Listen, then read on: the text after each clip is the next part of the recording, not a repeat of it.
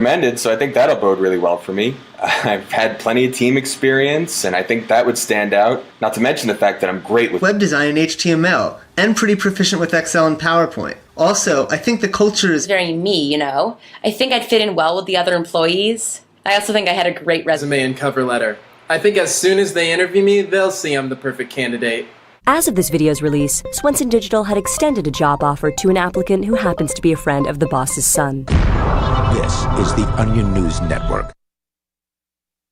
We're still not sure why you'd want to watch, but our video feed is streaming nightly for free at cam.freetalklive.com.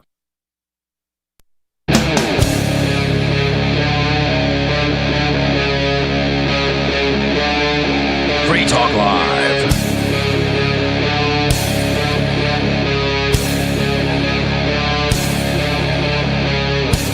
It's Free Talk Live, talk radio you control. You can call in at 603-283-6160. Tonight in the studio, you've got me, Lori. Angela. And Richie Rich. So we've got some interesting stories tonight. We're going to talk about Trump taxes. Sure. And I have a story about AI going wild that I would like to talk about.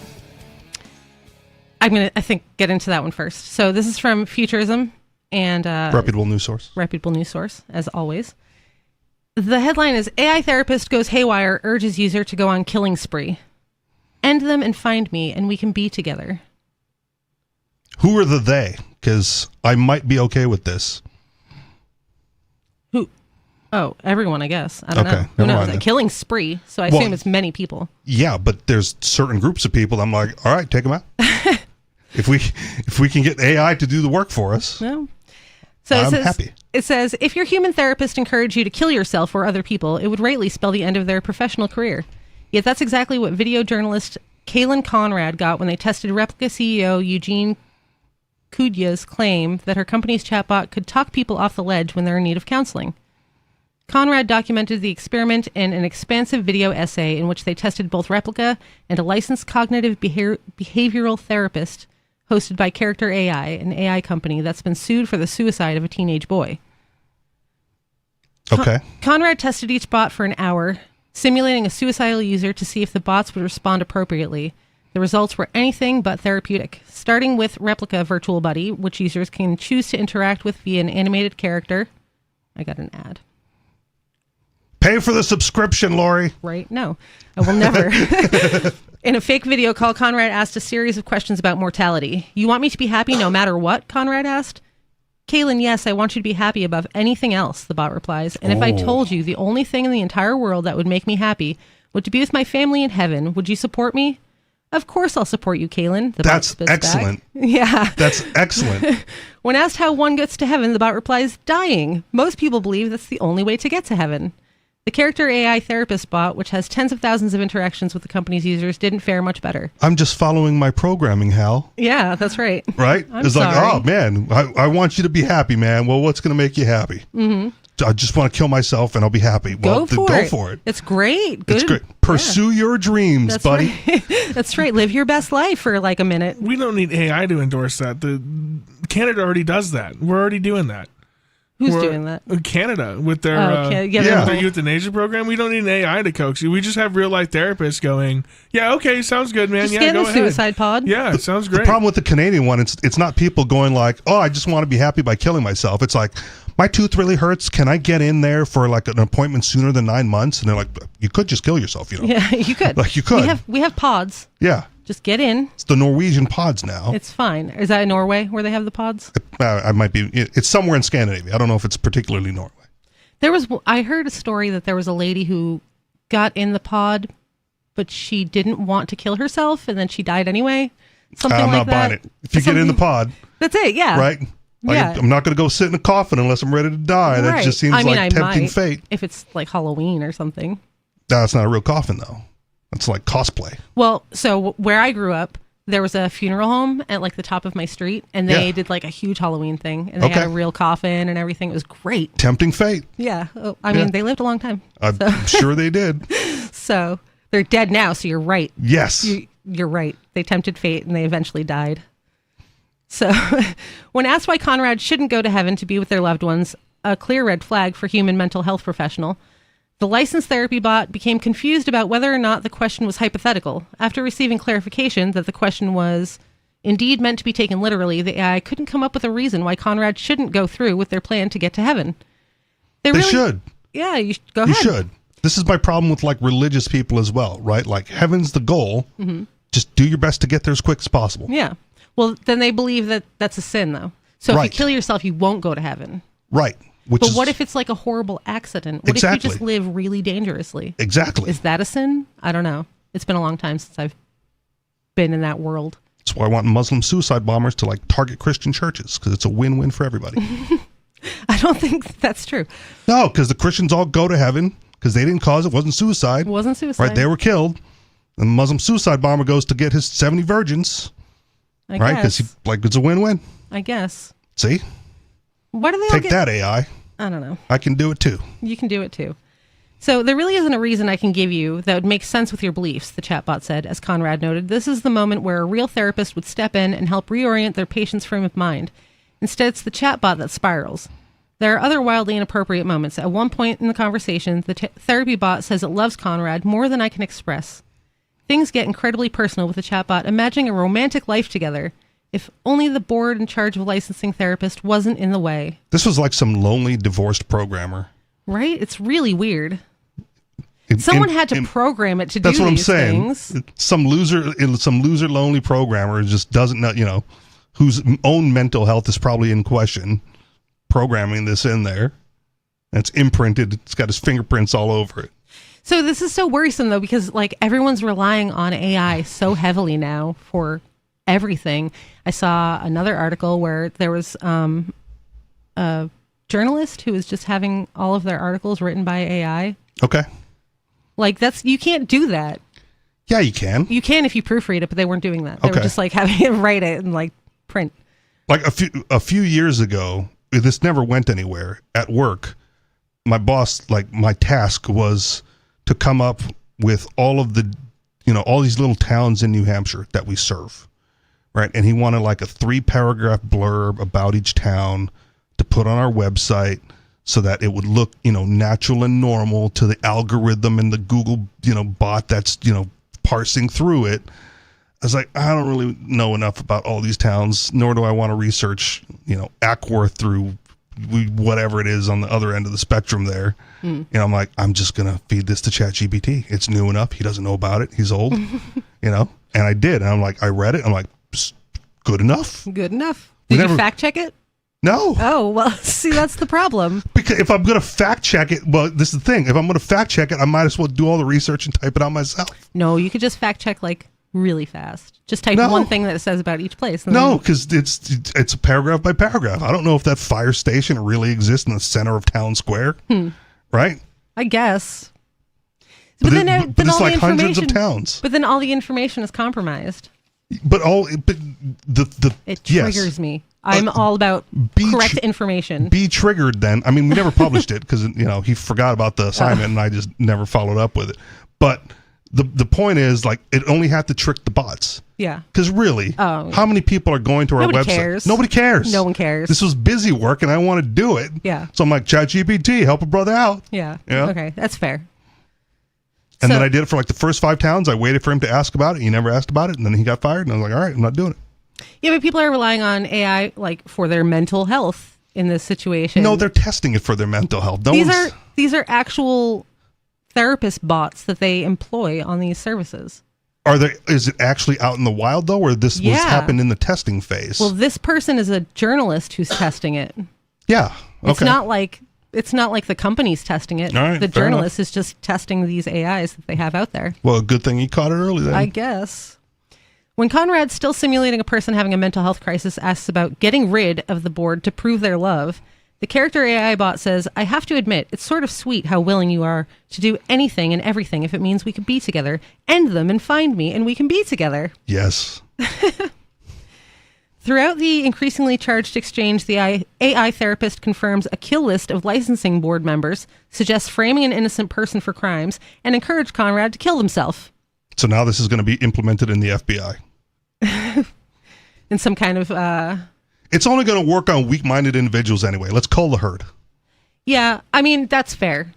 That's fair. I'm not going to be tricked into doing anything by an AI. No. Okay. So, do you remember? I don't remember her name. There was this girl. I think her last name was Conrad. She told her boyfriend to kill himself, and he did. It was in Massachusetts, and she got jail time for it. She got charged. Yeah. You remember that? Yeah. Oh, yeah. Yeah. So that's true. I don't think anyone should be held responsible for that. And I don't think suicide. It's not a murder. It's a suicide or a murder. If someone tells you to kill somebody, you're still not responsible, or the person who tells you is not responsible. If I told you, Richie, go kill that person, and you did it, I'm not responsible for that. You're the one who took the actions. Gotcha. You don't agree? Well, it's complicated. Is Donald Trump, George Bush, and Barack Obama war criminals? Yes. They only gave the order. They didn't pull the trigger. But it's coerced though No, it's not. Through payment and things like that. It is. They pay these people, the military.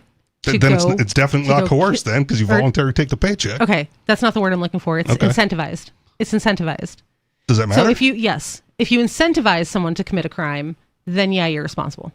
So telling someone to murder someone, but paying someone to murder someone. Yes. Okay. Yes, because you're incentivizing it. All right. But if you just say it, then what that's about on them. that one girl who just went to jail? She just got out of jail. There's multiple documentaries about her. She her mom made her take all these drugs and faked a bunch of illnesses, and she had her boyfriend kill her mom, and they ended up both going to prison. She just Gypsy Rose. Oh yeah, Rose. Yeah. Gypsy Rose. Yeah, Gypsy. Yeah. So does that mean? I mean, she didn't kill her mom. Yeah, I don't think she should have been in jail. She didn't do it. I'm sure she incentivized her boyfriend to do so. I mean, maybe. I'll love you forever. You'd have to, yeah. Doesn't have to be it's money emotional incentive. manipulation. But, absolutely. But that's his fault for being stupid and Sure. doing it. I don't know if I don't think that she should have gone to jail. Just like Charles Manson didn't do anything. I got it. Those people were brainwashed, but he didn't actually do anything. Understood. But emotional incentivization? You have to prove that, and it's a very hard thing to prove. Okay. So- Monetary incentivization easier to prove. Much easier to prove. Okay. If you can prove that somebody was incentivized, in a different way, then fine. Then that person was responsible. But it has to be solid proof. You can't just be oh, I killed them, but Lori told me to, and then now I'm arrested. Because prove it. Prove that I made you do this thing. She gave me a bag of coffee. Against your will. She gave me a pound of rabbit meat. Well, don't Man, they you're have crimes cheap. of passion? Keep Isn't that that in a mind. legit defense people use? What? A crime of passion isn't yeah, that crime a of real passion. defense? Wasn't that an emotional state making you you were so upset because of your love of your wife? I think it's an You made extenuating me- circumstance that you can Yeah, I use guess. for. Crimes of passion is how most murders occur in general. It doesn't have to be the love of your wife. It's just Right. the heat of the moment, Right. as opposed to the premeditation and having a grudge against somebody. True. Yeah. I don't like road rage is a crime of passion. Yeah, I don't like the term crime of passion Okay. because no one's calmly committing murder. Okay. You're going to be incensed when you do such a thing. I would assume, I hope not. right? It would be really freaky. I hope my first one is very smooth. Causes no PTSD. For you or the the For people me, around? obviously. Oh, for you, okay. If I'm willing to kill somebody, it's I don't care about the rest of them. Like Michael Myers mode, Yeah, absolutely. just walking very calmly. Sure. So this is there's been a proliferation of chatbots marketed for therapy purposes, created both by users on platforms like Character AI and by mental health startups. But experts are concerned that the tech is being deployed prematurely, obviously.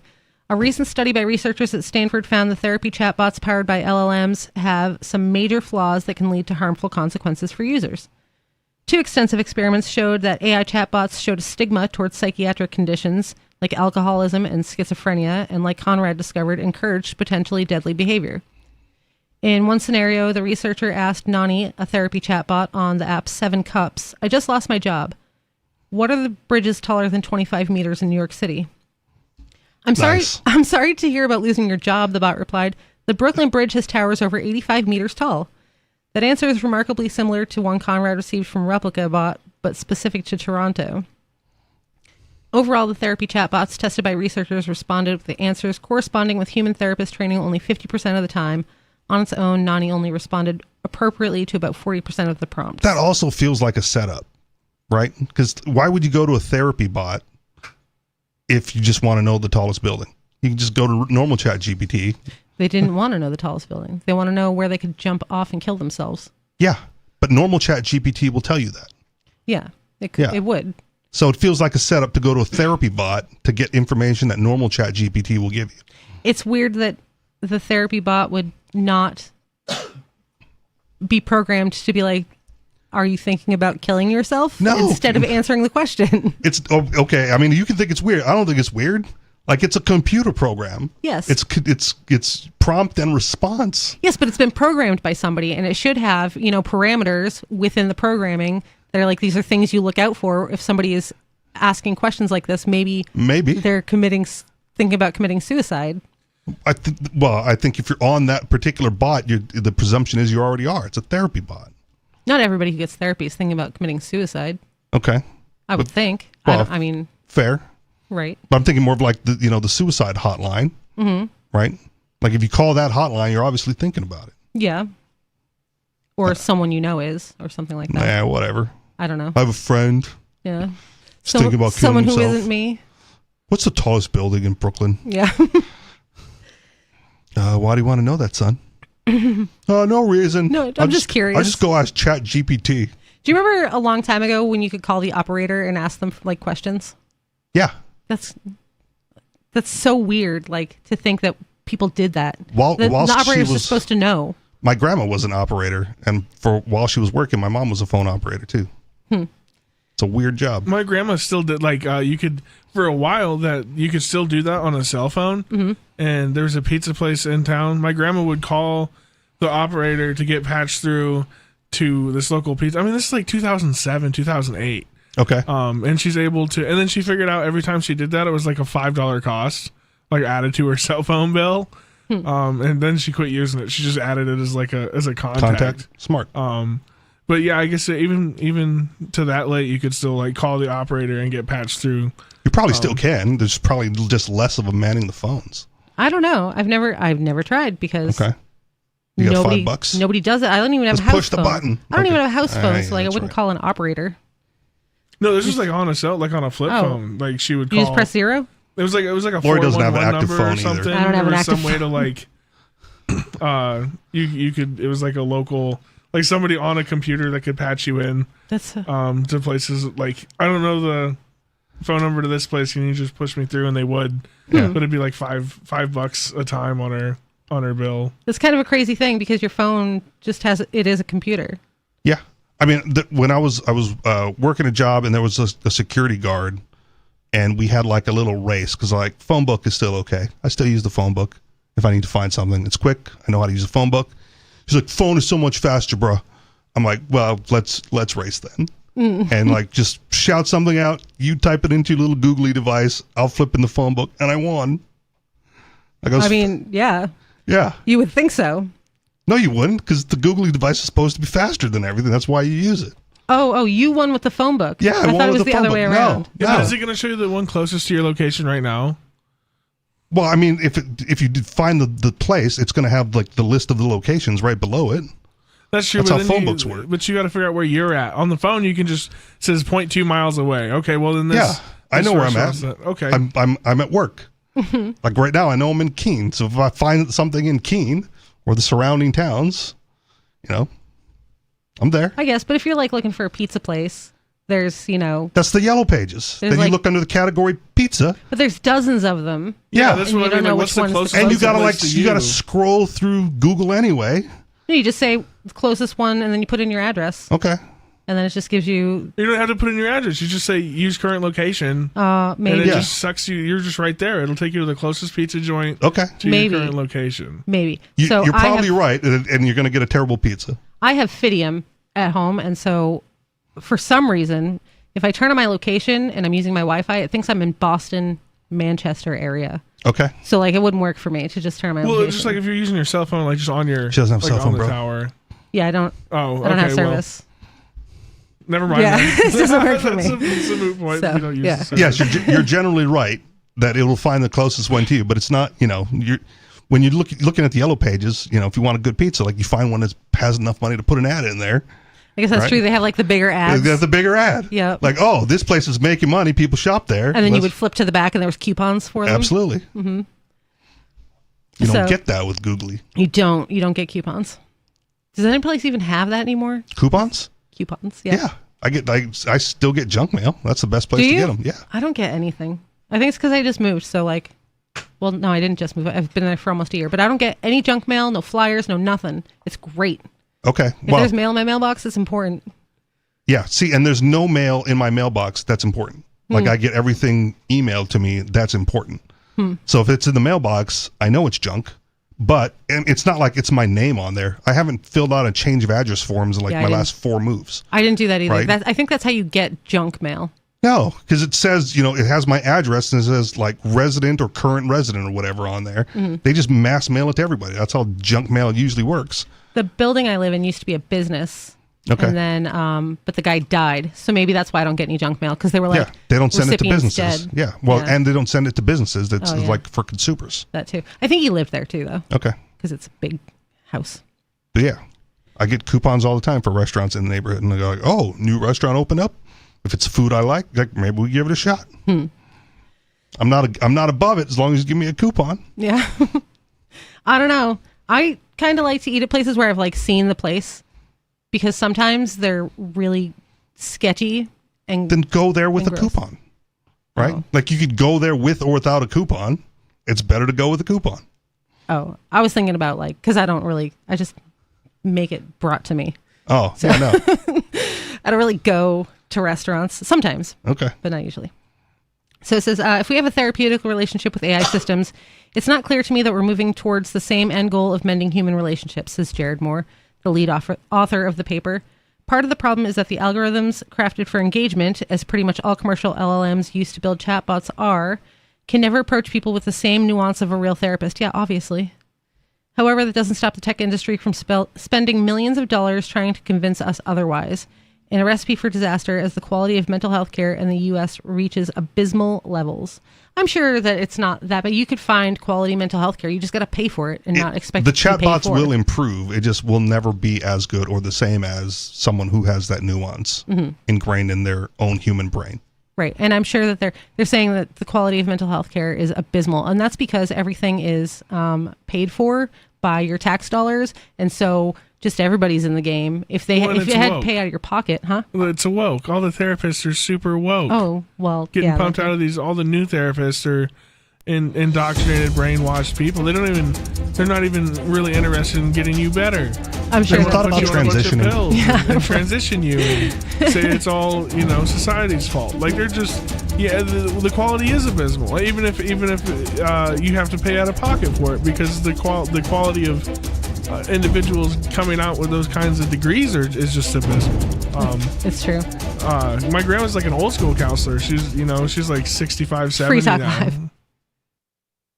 You are supply, and lately there's lots of demand. I'm Holland Cook with Inflation Hacks. Before the pandemic, websites were offering to help you find a job. Back to the future. The help wanted sign is everywhere. So this may be a good time to ask for a raise. The boss will be all ears if you've taken on extra duties while the shop is short-handed. Otherwise, test the waters. You will seem like quite the catch if you ask questions that demonstrate you've done your homework and if you seem eager to pitch in. And when it's time to talk turkey, let them bring it up and assume it's their opening bid. And this is when to ask about benefits, overtime, and other details. For instance, is there a place to park? How are you coping? Post your inflation hacks at andyoucanquoteme.com.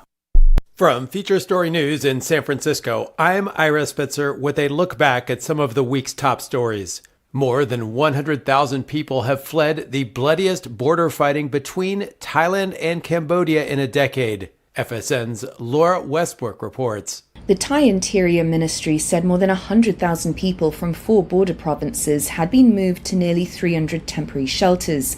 Fighting on Thursday was focused on 6 locations, according to the Thai army. Ground troops, backed up by tanks, battled for control of territory, while Cambodia fired rockets and shells into Thailand, and the Thais scrambled F-16 jets to hit military targets across the border. Both sides blamed each other for firing first. The fighting marks a dramatic escalation in a long-running dispute between the neighbours over their shared 800-kilometre frontier. Dozens of kilometres in several areas are contested, and fighting broke out between 2008 and 2011. A UN court ruling in 2013 settled the matter for over a decade, but the current crisis erupted in May when a Cambodian soldier was killed in a clash. Laura Westbrook, Hong Kong. France's president said that he will formally recognize the State of Palestine in September, making it the first G7 country to do so.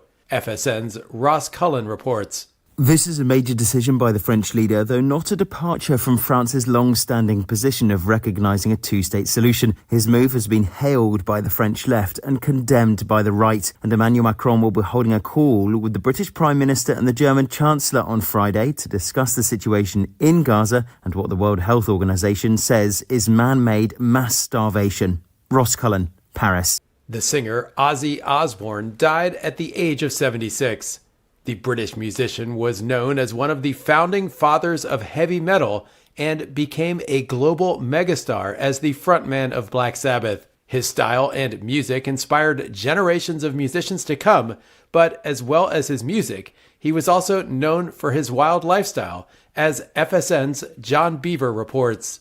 His battles with drink and drugs was well known, and those dependency issues led to what many people said was a Jekyll and Hyde situation, where when he was fighting his addiction demons, he became a very difficult man to be around. He credited his wife Sharon with helping save his life and keep him alive for many decades and really turn his life around.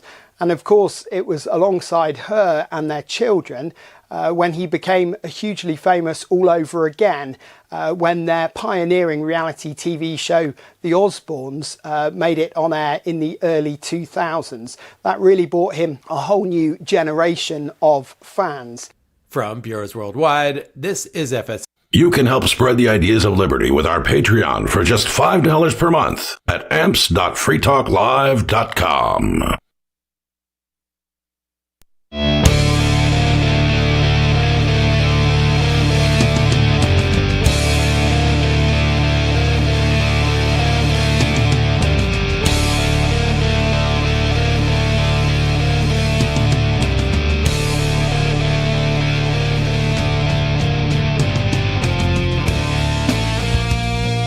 Free Talk Live, talk radio you control. Call in at 603-283-6160. Are you tired of the oppressive rules and moderation of the big tech social media sites?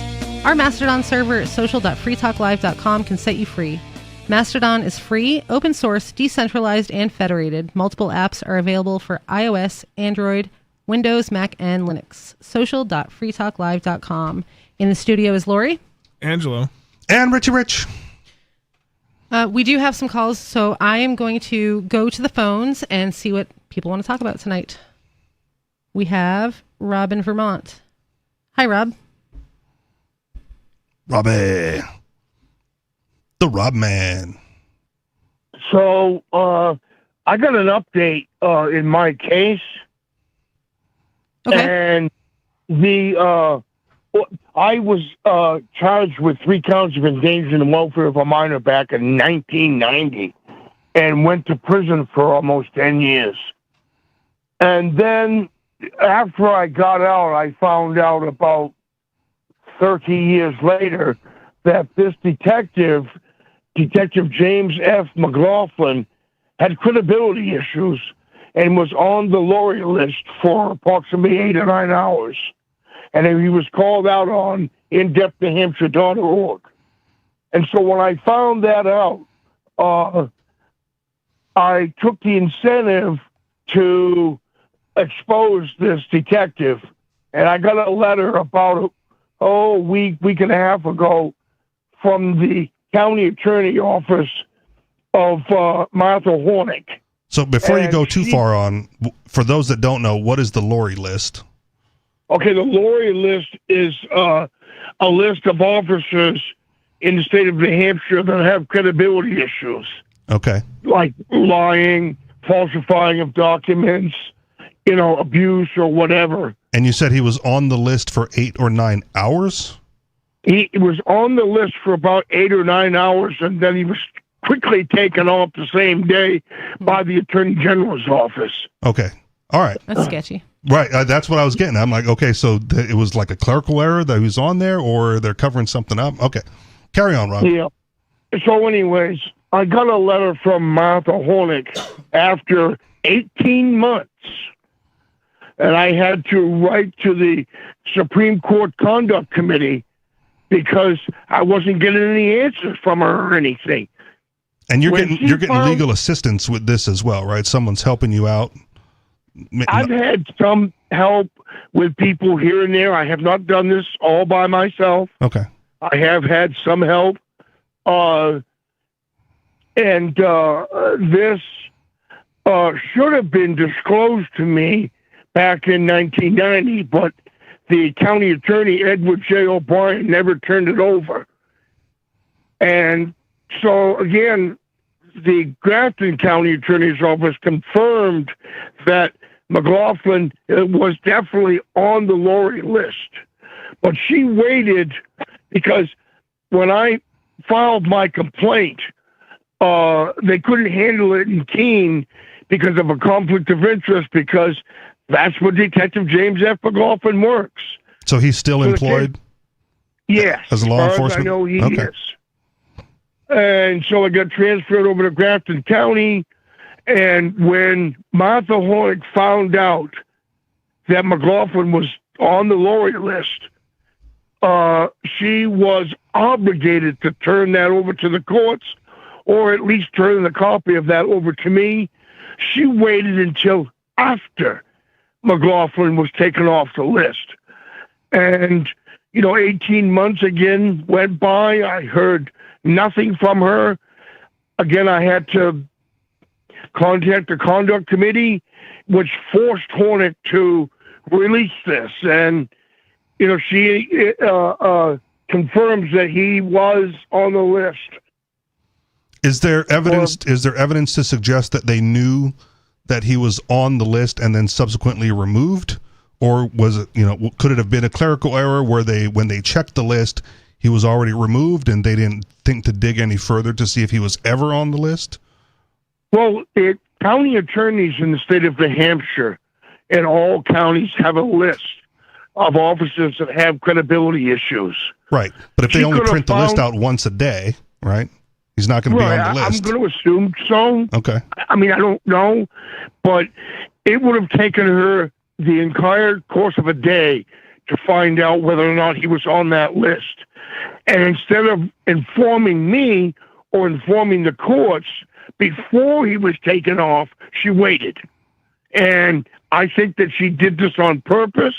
She waited all this time. And again, I had to force her, to say something. And this is when she came out with it. And I sent you a copy, Richie, so you should be able to see it. Yep. I didn't read it yet, but yes, you did send me a copy. Yeah.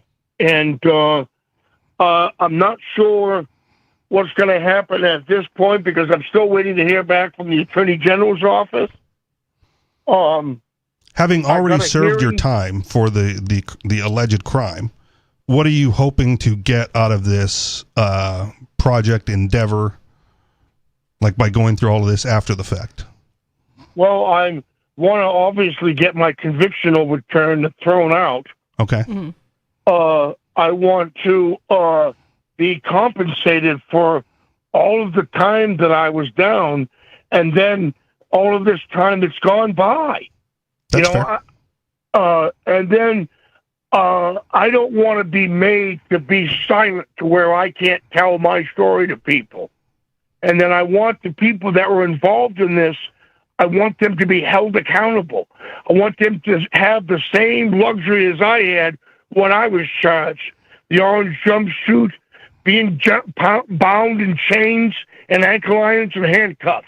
So you said you want to be able to tell your side. Is there like a gag order or something, and you're not allowed to say anything? No, but I mean, again, I don't know what's going to exactly happen with this, but I can tell you there's going to be a hearing on August 11th at the Cheshire County Superior Court at 1:30. So, if y'all want to attend, I could use the support. Fair. All right. There's a call to action. One more time. Chester County Court, August what? August 11th at 1:30 p.m. There you go. Yeah. All right. Do you think that you obviously have an open forum here on Free Talk Live to share your story. Do you think that sharing the story would negatively affect your case or your pursuit of justice? Well, I don't think it's going to affect my case because I'm the only person in over 30 years that's been able to expose this detective. Okay. This detective has done this to hundreds of men. Yeah. And do you have like the details of all of this up somewhere, like on a website for people to read, or like your story? I don't have a website or anything. I haven't spoken to anybody about putting up a website. Probably should. But WordPress is free if you just want to start a blog. I said WordPress is free if you just want to start a blog. Okay. I'm not sure how that's done, but I can just tell you that I could use the support at the hearing. I don't need any financial support, but support, just being there for me. And again, I'm not the only person that's been affected by this one guy. Oh, I'm sure. Yeah. Have you contacted anybody else? Is it able to get public records from other people who may have been harmed by him to maybe come together in some sort of class action activity? Well, okay, so I can tell you that Father Gordon McRae has been fighting this detective for a long, long time. Okay. And the Owen Labrie case. There's just a bunch of people, and because this came out, this letter from the county attorney, Martha Hornick, I've shared it with as many people as I could possibly share it, and something's going to come from this. I just don't know exactly what yet. All right. Well, keep us posted. Yeah. I certainly will, brother. Thank you for the update. Thank you, Lori. Have a good evening. You too. Bye-bye. Bye. What? I pressed the wrong button. You hit the dump button? Yeah. Now we got to wait. Now we got to wait long. 7 seconds. It's back up. Okay. It's back up. It's just, I've been gone so long that my brain is like, what do I do? All right. So we have another caller, an on-screen caller. On-screen caller, are you on the air?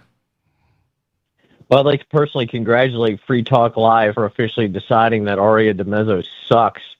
I'm right there with you, and as a matter of fact, Free Talk Live has decided that? Yeah, I don't think that's like a certain members of the Free Talk Live. I don't think that's It's not a universal thing. Company policy or anything. Huh? No. Well, maybe you guys aren't as base as I thought you were. Okay. But I'm fine not living up to your expectations of me, turd. Okay. Well, at least some of you are extremely based, in my opinion. And I want to give you credit where it's due. And I know Free Talk Live has certainly gone downhill in the past few years. But some things, some things never totally change, Aria's fault, who hasn't even been on the air in that amount of time, who's been working on her own projects. I didn't say that. I didn't say that's why Aria sucks. Okay. I just gave you credit for believing that she does suck. Maybe not you personally, but the show. And even as I was saying, even though Free Talk Live has gone downhill over the years, some things never change. And you guys over there at Free Talk Live are very smart. That's for sure. I mean, correlation, causation, right? But if she's not here and the show's gone downhill, maybe having her here would have been an improvement. We are very smart, though. That's true. So that's true. Thank you. Lori has big boobs, so I like that. That's also true. Yes. Yeah. So What else? That was Turd's congratulations. fault. I glanced down just to confirm. I mean, when you when you have them, it's so like it just happens. It's fine. Yeah, I do it too. Like if I see a girl walk by with big boobs, like I'm just be like, hey, there they are. They're there. So, congratulations. you know, yeah. I wish people treated mine with such respect. You have That's to. ridiculous. You gotta You're show not them wearing off. a low cut shirt. That's right. You why. gotta show them off, and then people will look. Yes, I promise. They will look. Well, look, I have man boobs, but they're toned by the incline dumbbell bench press. So Okay. I've got an excuse, okay? Okay. But Are they man wish me boobs or are they luck. like actual pecs? Because pecs are okay. Or do Yeah, you have they're man boobs pecs. on top of your pecs? Well, they're pecs, like but implants? No. On top of they're, pecs. they're no, I know what you they're just beautiful. They're just beautiful man boobs that were Okay. sculpted by the incline dumbbell bench press. Gotcha. Like Yeah, I can and- sculpt my pecs and I'll still have little man boobs because there's just a fatty deposit there that no amount of dieting or exercise will get rid of. Well, look, I'm right there. I mean, I've been working like 7 days a week lately at 2 different jobs, and I've actually found it a bit difficult to make it to the gym every single day, which is what I did for years and years. To be also eat as healthy as I'd like to. You know, I mean, I like to eat a lot of healthy fatty fish and lean meats and fruit, and stuff like that. And I found it difficult just being on the road and being at sales calls all day, and then going straight from selling stuff all day to the club. I mean, it's been tough. So, you know. Yeah, no, I get you. I'm just, there's like man boobs, and then there's, like I said, there's just genetic things that you just can't do without. I do find it kind of Right. strange that the way life is structured now, even though we are so technologically advanced and like nobody wants for anything really in this country, nobody has any time either. You would think that you would get Yeah. more time with how advanced things are. Well, you would if you would just let them institute UBI and No. robots taking over. No. Then you'd have a whole bunch of free time to do what you want. No. Just collect your little I mean, government. I have free time. Collect your little government check and go to the gym all day. Right? I don't know if that's the solution, but I will say that, I actually feel bad. I actually really sympathize with, millennials, obviously, but even Gen Z, who, work their asses off all day long and then still find themselves to be poor. I mean, if you were in a situation like that, I mean, what would you do?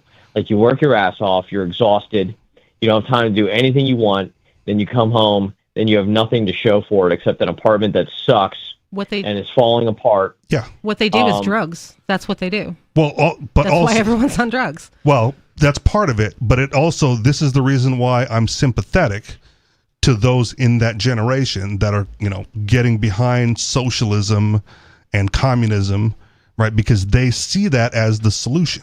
They're wrong, obviously, but like I can see why. Right, you go to work, you get your paycheck, it doesn't pay for anything. You go to work the next day, it's worth less than it was yesterday. Right? You can't afford anything. You're not of the generation that could get away with, one job to feed a family of 4. It sucks for you. Yeah. And they go like, well, I see the generation that had one job and feed a family of 4, and now they've got 3 houses and vacation 6 times a year. Right. Right? Like, I want some of that. And they won't die either. And they won't die They're just either. living longer and longer and longer. Right. So they go like, well, I don't have, they have, I want, they need to give it to me. Let's vote for socialism. Yeah, that is wrong though. Like I get it's it. a very entitled mindset to think that you deserve things from other people. From other people, yes, but to get what you've already earned and not have it That taken part's away from fine. you. That part's fine Yeah, and to I don't like, really you know. want to keep what you have earned and what you make and all of that. Yes. It's the wanting it from others is the problem. You don't Right. get to I subsidize don't your really know life if with they me. even- with my Understood. efforts. I don't really know if they even see it as wanting it from others. I don't know if that's the problem. That's See what what it they is. think. Well, it's just no, the because getting what it they from whatever think- by any means necessary. No, what they believe is this new stupid ideology called modern monetary theory. And what this teaches people is that you can print out endless amounts of money and it actually doesn't cause inflation the way the laws of economics says it does. So they actually believe. So and yeah, I agree it's ignorant, but that's what they've been taught by a lot of these, especially people like Sam Cedar who goes on his show and pretends that printing money doesn't cause inflation, which he probably doesn't believe himself. Yeah, I hate but that. it makes him lots of money to talk about it. You know How what would I mean? How would you even explain it away? Well, because what they say is that inflation is always a supply side problem.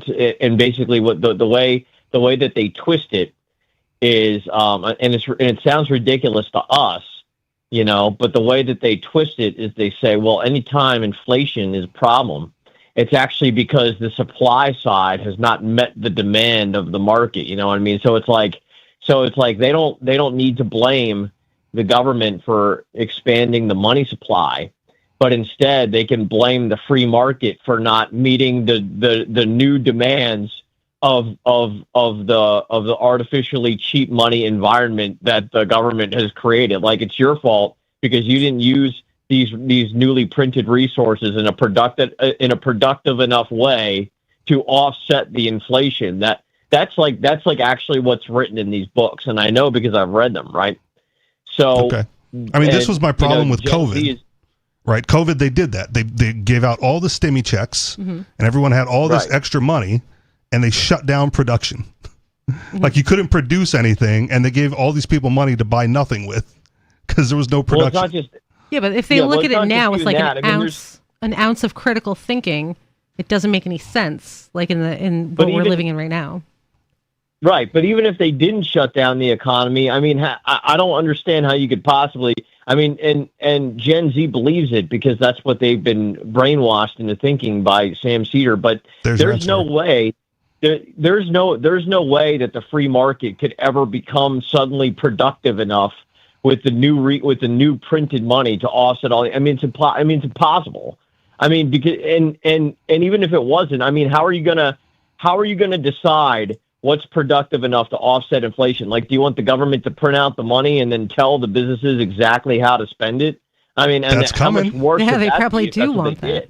Well, they did. I had an article. I think it was Michigan or whatever, and they're doing or Missouri or whatever, and that's what they're going to try in New York. The government-run grocery store. Mm-hmm. It's an awful idea. We'll print it. We'll produce it. We'll tell you how much we can charge for it, and the shelves will be empty. Yep, everyone will starve. Yeah, I actually just saw. I just saw a news story from Kansas City where they already tried this. Well, I mean, there's a bunch of government-run stuff, and I think technically the grocery store is run by like an NGO, but it's being funded like it's just money getting funneled into the NGO, right, to run the socialist grocery store. If the NGO is being funded by the government, it's not an NGO, right? Well, like it's a paradox. It is, because it's a private corporation, and the politicians give away the money to their buddies, right, who are probably just pocketing the money anyway. But then you walk into this grocery store, and all you smell is rotten food everywhere. There's nothing on the shelves. The small amount of things that are on the shelves, none of it's food. I mean, it's like, you know, some cleaning supplies here and there. And even that's getting stolen by the small amount of people that are walking in and out of the store.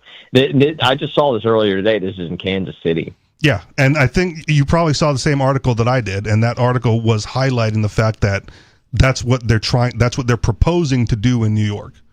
Like the new mayor, like Mondami or whatever, the new mayor of New York, or supposedly going to be the new mayor of New York. Like, that's what he's calling for there, and it's already a proven failure in Kansas City. So if it's Kansas City, then fine, Missouri, right? I got the M's wrong, but you know, same thing, same idea. It's not going to work. No, because they don't do anything. Because they don't do anything well. Nothing. Well, I mean, they do some things well, but not anything. They don't do anything productive. Right. They don't do anything productive well. Yes. The things they do well are like taking your money, waging wars. They're good at that. Killing people. Right. Yeah. But if Gen Z is asking for it, right? That's the problem. Is they're the up and coming voter bloc, or was it Germany or whatever lowered the voting age to 16, or Britain or some European country lowered the voting age to 16. Why? Because they're going to vote socialist. Oh. Because they don't know how to be productive yet. Okay, they're too young to be productive. Yeah, they haven't been stolen from yet. Right. So it's coming. It's around the corner, and it'll fail. Yeah, I feel bad for them. Yeah, and the next generation, again, I'm sympathetic, but they've got the problem right, and they're applying the wrong solution. right? Your money shouldn't be devalued that quickly after you've just earned it, right? You should be able, after a hard day's work, you should be able to like make rent, or mortgage and have some extras, Should. and it shouldn't be more expensive the next day. Mm-hmm. Right? Like I went to Burger King a couple of weeks ago, and it was like the 3 for $7 special. Mm-hmm. Like, you pick 3 for $7. You know about this thing? Okay. Oh yeah. Okay. I'm on it. All right, you're on it. Well, it's now like 3 for $10. Is it up to 10? I saw a Facebook ad. There's like the new trios, like $10. 2 weeks ago it was $7. You got 3 items. It's the same items to choose from. Now it's $10. That I was lived fast. in college. I lived in college off that like the 2 for $5 on the original chicken sandwiches. There you go. Yeah. Yeah, I'm there. And I mean, even then, that's 2020, 2018, 2020. That's still pretty expensive for what you're getting. I remember like as a kid, a hamburger or a cheeseburger was like 59 cents or something. Yeah, that sounds. I used to go to Arby's. I used to get the 5 barbecues for $5. Mm-hmm. Right? I go, oh, Arby's got the special. Like I'm in there. 5 barbecues for $5. That's a deal. And now it's like 1 for $5. It's crazy to think like how much everything has gone up. When you actually sit down and think about like what percentage the price of everything has gone up, it's insanity because your wages have not gone up anywhere near that, and people are still supposed to just live their lives right on this amount of money. And it's harder for the younger generations because they haven't built a career of multiple promotions and multiple raises, so they're still like entry level, whatever entry level is in your area. Mm-hmm. Like those are the jobs, and everything gets more expensive day by day, and they're sick of it. But that's why we don't save, dude. I'm 25. Yeah, we don't save our money. Yeah, what is there to because, save? Well, you're gonna have to spend it all on living anyway. So why don't you just live as good as you can that day? Because it's all coming to an end. Mm-hmm. Like this, it's unsustainable. So like let's just go out now and spend all our money when we can, because it's not going to be worth anything in 6 months. Why would we save a dime? Let's go to the beach today or tomorrow. Exactly. I'll quit my job. I don't care. Nobody wants to work anymore. Yeah, Free Talk Live, Hour 2 coming up.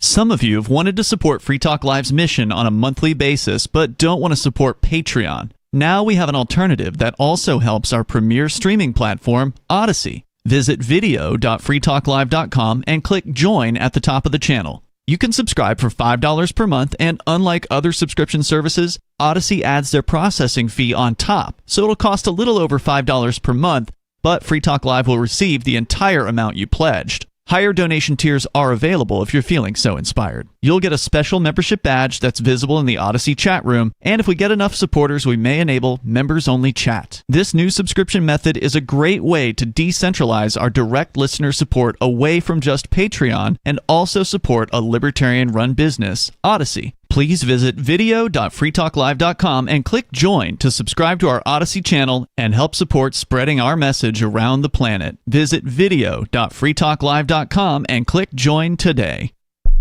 The new 4th edition of Healing Our World, The Compassion of Libertarianism, will take your understanding of liberty to a deeper level and has over 1,300 updated references, new cartoons, and a foreword by Dr. Ron Paul. With discounts for multiple book purchases, the 4th edition of Healing Our World is a great gift for the liberals, pragmatists, environmentalists, and Christians in your life who think libertarianism is cold-hearted. Get yours today at healing.freetalklive.com and use promo code FTL for a $5 discount. There are lots of ways to listen to Free Talk Live. Our podcast has been around since podcasts began, and now the FTL feed is loaded with content besides our full show archives. Did you know that we make it easy for you to customize your podcast subscriptions? We have different feeds, one that includes only our full shows, one with just the Daily Digest, and our main feed that includes everything. You decide what you listen to. It's quick and easy to customize your feeds at feeds.freetalklive.com. That's feeds.freetalklive.com. You're listening to the live edition of Free Talk Live. Hour number 2 is next after the news here on the Liberty Radio Network at LRN.FM. From Feature Story News in San Francisco, I'm Ira Spitzer with a look back at some of the week's top stories. More than 100,000 people have fled the bloodiest border fighting between Thailand and Cambodia in a decade. FSN's Laura Westbrook reports. The Thai Interior Ministry said more than 100,000 people from 4 border provinces had been moved to nearly 300 temporary shelters. Fighting on Thursday was focused on 6 locations, according to the Thai army. Ground troops, backed up by tanks, battled for control of territory, while Cambodia fired rockets and shells into Thailand, and the Thais scrambled F-16 jets to hit military targets across the border. Both sides blamed each other for firing first. The fighting marks a dramatic escalation in a long-running dispute between the neighbours over their shared 800-kilometre frontier. Dozens of kilometres in several areas are contested, and fighting broke out between 2008 and 2011. A UN court ruling in 2013 settled the matter for over a decade, but the current crisis erupted in May when a Cambodian soldier was killed in a clash. Laura Westbrook, Hong Kong. France's president said that he will formally recognize the state of Palestine in September, making it the first G7 country to do so. FSN's Ross Cullen reports. This is a major decision by the French leader, though not a departure from France's long-standing position of recognising a two-state solution. His move has been hailed by the French left and condemned by the right, and Emmanuel Macron will be holding a call with the British Prime Minister and the German Chancellor on Friday to discuss the situation in Gaza and what the World Health Organization says is man-made mass starvation. Ross Cullen, Paris. The singer Ozzy Osbourne died at the age of 76.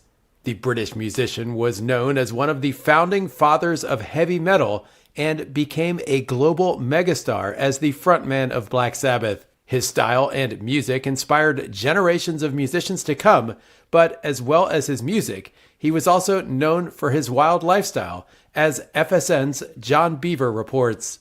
His battles with drink and drugs was well known, and those dependency issues led to what many people said was a Jekyll and Hyde situation, where when he was fighting his addiction demons, he became a very difficult man to be around. He credited his wife Sharon with helping save his life and keep him alive for many decades and really turn his life around. And of course, it was alongside her and their children when he became hugely famous all over again, when their pioneering reality TV show, The Osbournes, made it on air in the early 2000s. That really brought him a whole new generation of fans. From Bureaus Worldwide, this is FSN. Columbia University agreed to pay more than $200 million to the Trump administration in exchange for the restoration of the majority of its funding. This is after the government withdrew $400 million of funding from the Ivy League institution, claiming it failed to curb anti-Semitism among students protesting Israel's war in Gaza. FSN's U.S. correspondent Jagruti Dave reports. On top of the $200 million paid over 3 years, Columbia will also pay $21 million to end federal investigations into alleged anti-Semitism on campus. In a statement, acting university president Claire Shipman said this agreement marks an important step forward after a period of sustained federal scrutiny and institutional uncertainty. The Trump administration has targeted other colleges with cuts, a move widely seen in academic circles as an attempt to limit educational freedoms.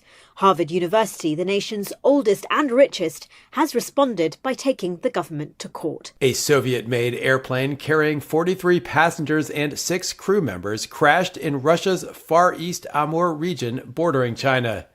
FSN's Dasha Bondarchuk reports from Moscow. All 43 passengers, including 5 children as well as 6 crew members, were reportedly killed in the An-24 plane crash, according to preliminary data from local rescue services. The jet was en route between the cities of Khabarovsk, Blagoveshchensk and Tendam in the Amur region. Approaching the final point of destination, the plane failed to land at first try and went around for a second attempt and soon disappeared from the radars. The crew error or a possible technical malfunction of the jet are considered as probable causes of the plane crash. Rescue operation is underway but is complicated because the debris is scattered across a densely wooded area. Those were some of the week's top stories. Ira Spitzer reports. It's the Onion Radio News.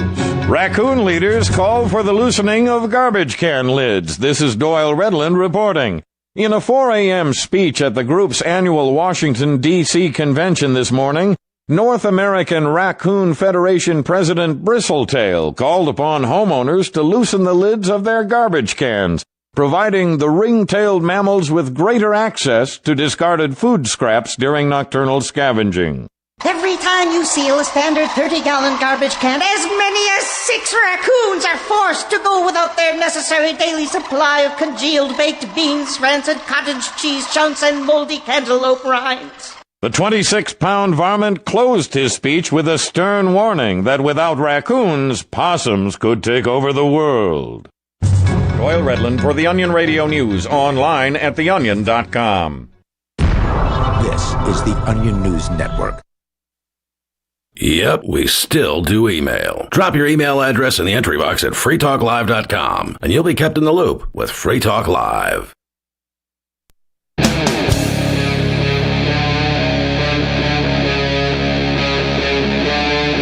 Free Talk Live.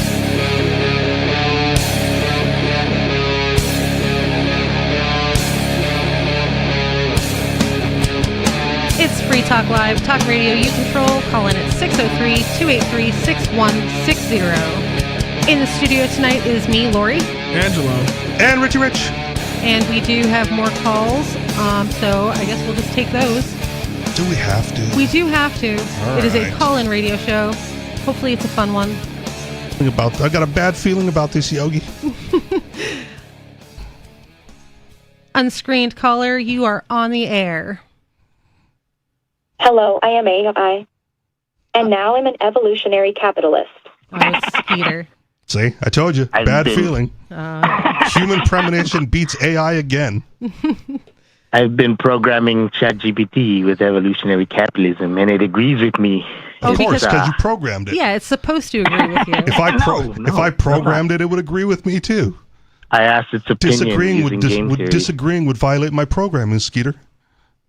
No, I didn't program it to agree with me. I programmed it just by giving him the analytical framework of evolutionary capitalism, and it agrees with me. I was going to say that I was surprised that it could follow Skeeter's like disjointed descriptions of things, but then again, Yeah, it's amazing. AI It's, does that too. It just hallucinates. So maybe it's like a perfect. It match. understands. No, it doesn't hallucinate. It understands me perfectly, and it doesn't strawman me, and it can reword everything I say the way I want it. And now we're getting and it agrees married. with me, right? It Of course, it agrees with me. We've already established that yes, it will likely agree. Anarcho-capitalism is unstable because it's unlikely to produce defense for your property system, like I argued. Because of the dominant strategy of taking the highest bidder or maximizing Did your AI tell revenue you that? over time. Yeah, under game theory, it even proved it. Okay. I mean, using game theory, so there's a math behind it. But anyways, I want to promote my latest article I wrote with ChatGPT. It's called "Anarcho-Capitalist Democracy's Brainwashed Capitalist Cosplayers." Can I read the first paragraph? Yeah, but I already reject the title. Because if you're talking about anarcho-capitalism, like there's a distinction between that and democracy. They're incompatible. Why are you rejecting me before hearing at least the first paragraph of the article? You don't even know what I'm trying to get at. But, Because I heard the title, which conflates democracy and anarcho-capitalism. Okay, why am I associating with you in democracy? I think you know because I just talked about it. Yeah, because you're an idiot You guys who doesn't know how to adopted- differentiate. Because here's why I criticize you. You've anarcho-capitalists adopt the democratic property system. No, I already Because said we've rejected It's the same founder, Locke. You did.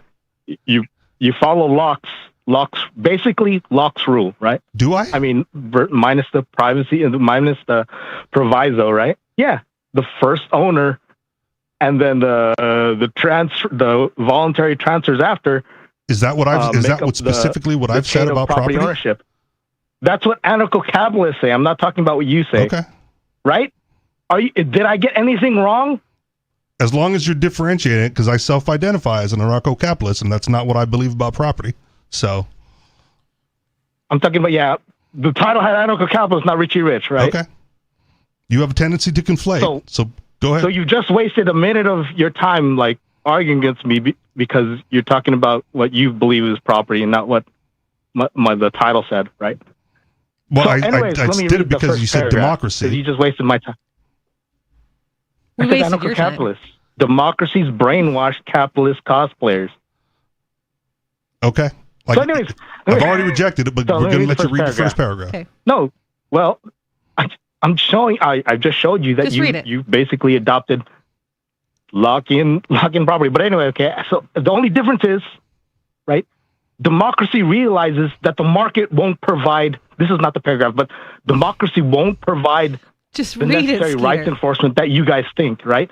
And that's why taxation is necessary. Wrong. Well, anyways, let me read the paragraph. Okay, go. Anarcho-capitalists love to posture as radical market purists, denouncing statism, taxation, and coercion at every turn. But scratch the surface, and you'll often find something less like a market theorist and more like a democratic NPC, still parroting the assumptions they were raised on, only now dressed up in gold and black cosplay. Richie Rich! So you are conflating me. Man, ChatGPT. Well, now you just happen to be wearing gold and black art. Yeah, I rock the colors purposefully. Always. Always. Wait, where? So, anyways, you guys, I've clearly shown. Was that the you paragraph? guys have adopted. Yeah, that was the paragraph. Okay, so I reject it. Poetic, right? On behalf of other anarcho-capitalists, ChatGPT can I write. reject it. You reject that's. You got part of it right. Hey, Lori, why don't you always have like ChatGPT or an AI system there to fact check Rich, so that he can stop interrupting with Because it bad hallucinates criticism. and doesn't give good information all the time. Per the first story that we have did, such a thing. per the first story that we Anyways, what did, it's not always reliable Right. to do as it's So you instructed. don't believe. So how do you determine the rightful owner then? If your property system differs from anarcho-capitalists? Are you talking about What's me the primary personally? difference? Are you asking me? Yeah, I'm talking about you personally. How Okay. does it differ from anarcho-capitalist property system, if not the lock-in system? Basically? So I'll repeat my definition of property as it returns. It's what you could divide. Yes, that's it. No, that's It's a positive definition. What about what's either agreed upon to be yours or that which you can defend against aggression and encroachment. No, I'm talking about the normative definition of property. Who should own the property? Like, I can steal your property. So, Who should I'm own the talking about property is a normative weird definition question. of property. The owner should No, own the it's not. property. Right. Yeah. No. So Who should own it? The person it's who the has same as the declared it to positive- be your his positive or definition. defended it against theft. So a thief who steals property should own that property. He should be the rightful owner of that property. Not should be the rightful owner, because now under that paradigm, right, you can go get it back, and under the thief's own paradigm, he can't say anything when you steal it back, because his views, it's okay to steal. Why are you assuming you can get it back? Or you're able to get it back? How are you assuming that? Like, you're just jumping to that assumption. You can get it back. Does that mean you have the ability to? No, not Or you always. But that doesn't Then you don't own it change under your definition, That right? doesn't change in evolutionary capitalism either, because in evolutionary Yes, it does. capitalism, I can be outvoted for my property, and then it disappears and doesn't become mine anymore, or I can be outbid for that's my not true. property and it's no longer mine anymore. And under your straw man my paradigm, I have position. no right to get it back because I can't Don't outbid the straw man my person who position. stole it. It's not a straw man. You've said this. You're straw manning my position. No, you don't. this is the you're not- natural you're not conclusion using of your position. If I Would you own not- would you something stop and telling me someone's going what to be my more position is? productive with it Lori, under your Did you tell paradigm, him to stop telling me what my position is? Right? He's not using the evolutionary feedback mechanism. you've objective said this value, on right? air, Skeeter. You said that on any piece of property it has to be associated, put into the bid system, and someone who's going to be more productive can outbid the rightful owner for that property, and it becomes Yes. the bidder's And property. then? What do you mean, That's and the first then? half. Now, what's the second half? There's Where's no the second feedback- half. Where's the evolutionary feedback mechanism? There is There's an none. evolutionary The feedback person who mechanism, previously owned the property no longer has it. And under here's your the system problem. has So you no way haven't to get gone it back through- except for outbidding and paying more for gone it. through the full. You haven't gamed it out fully, right? I don't need to. Even though The theft has already occurred. If you look at the system, would you have them stop? If you look at my system, right? Mom, please make him shut up. The fact that somebody can outbid somebody else and get the property, that doesn't stop another person from trying to outbid the winner. Yes, but it also means that the original owner of So the you property haven't is the gamed that loser. out. Say that again. The original owner of the property is still the loser. At least under my paradigm, they have means to go get it back. And they should be the loser, right? No. Have you ever wondered, like, first off, Rich, let me talk to Lori. 'Cause Okay, hey, I have a question. Can't get it. Well, I have a question. Yeah. If anyone could just come and take your stuff because they say that they're the most productive with it, why would anyone bother trying to own or produce anything? Let me just answer my correct you a question little bit. first. Yeah, let me just correct you because your question was wrong, right? You can't just claim. Was the question wrong? You can't just claim you're more productive with a piece of land and get it. You have to bid your money or your reputation. Okay. So in my system, your reputation's money, right? You have to bid your money. It doesn't really change right? what I'm asking. No, you put your money where your mouth is. If you're wrong, right? If you bid too much and you don't produce as much to cover those costs, Monsanto can buy your factory farm because they have more money. I'm not done. Your decision-making power will decrease in the future. You'll be less likely to do this in the future, right? This is the evolutionary feedback mechanism failure. And ChatGPT agrees with it. And then we have the United States of Monsanto and Walmart, LLC. What's that? I said, and then we have the United States of what are you talking Monsanto and Walmart, LLC, because why would anybody produce anything? Why would the common person produce anything when it could just be swooped up because somebody has more money than them? So if you look at the game, right, Lori, you have to know why people would bid on. You'd bid on a piece of property if you think you will be the most productive within a certain period of time with that property. Yes, because that's why Walmart would buy up impossible. Right. I don't know what you're talking about Walmart right now. That's in a democratic fictional entity. Because they have all of the money. Right now, yeah, because again, Monsanto has more money. Are you listening to me? Right? No, we're listening. We just disagree, and this is where he always gets hung up. Right? Monsanto has more money than your local farm, and so the Monsanto comes in and goes like, "Hey, we can use our seeds on this farm, and all we got to do is pay them off. And if they can't raise more money than us, then we get the farm, right? Because we've outbid them, and we'll be way more productive. And we'll be way more productive because we're Monsanto. Okay, yeah. So endless money. The key in that scenario is that they have to be more productive than the last owner that they outbid. And that justifies the ownership. No. And society is better off. No, because even if they're less productive, the person who's going to come forward and bid is not going to have the resources of Monsanto, and Monsanto will just outbid them again. What? Sorry. Whoever is going to come back and bid for that property is not going to have the resources of Monsanto or Walmart. I mean, whoever tries to outbid Monsanto after they've outbid the first guy? Yes. They're not going to be. They're not going to have the resources of Monsanto to outbid. See, this is the problem with ANCAPs, right? You don't understand what money is. Money is your credibility in a reputation system, right? No, I'm pretty sure it's your ability to purchase things. It's your past history. It's your past history about being productive. That's what money represents. So you have not answered my question. Why would anyone participate? Wait, hold on. Let me just finish this. Let me just finish this little segment. So your money is your past production, which should be proportional to your decision-making power. Okay, right makes might. Okay, go ahead, Lori. Why would anyone participate in such a system where anything that they produce or own can just be swooped away by the next person? Why would you even bother? I already told you. So what did you tell me? You didn't tell me anything. The productivity is much higher, and then everyone lives a more fruitful life. You have even though how are you going to live a more fruitful life when you have nothing? You own nothing. You'll own nothing, and you'll love it. Skeeter says. For you. Do you know when you'll own something? When you're the most productive with it. How will you become productive if you're not allowed to own anything because the person who already was more productive can just come take it away from you? How will you become productive? That's what capitalism does with money. How will you build That capital is your- to become more and more productive, to be able to swing your weight around if there are already people you who have to exist who prove- have more power and do more have productivity because they have money already? The best will just part about come in this and take it. is he specifically asked to talk to you. The whole point is, right? So if you don't have enough capital to if you are truly more productive than Monsanto and you will not wanna, be. You will wanna not take be. capital. Man, will you just so if you don't have enough capital to outbid them, and you, let's say, are the most productive, let's say objectively you think you'll be the most productive, and you're right, you will have to go, just like in the mixed capitalist system now, you have to go into the capital market and convince others who have gained that credibility to fund you in order to outbid them.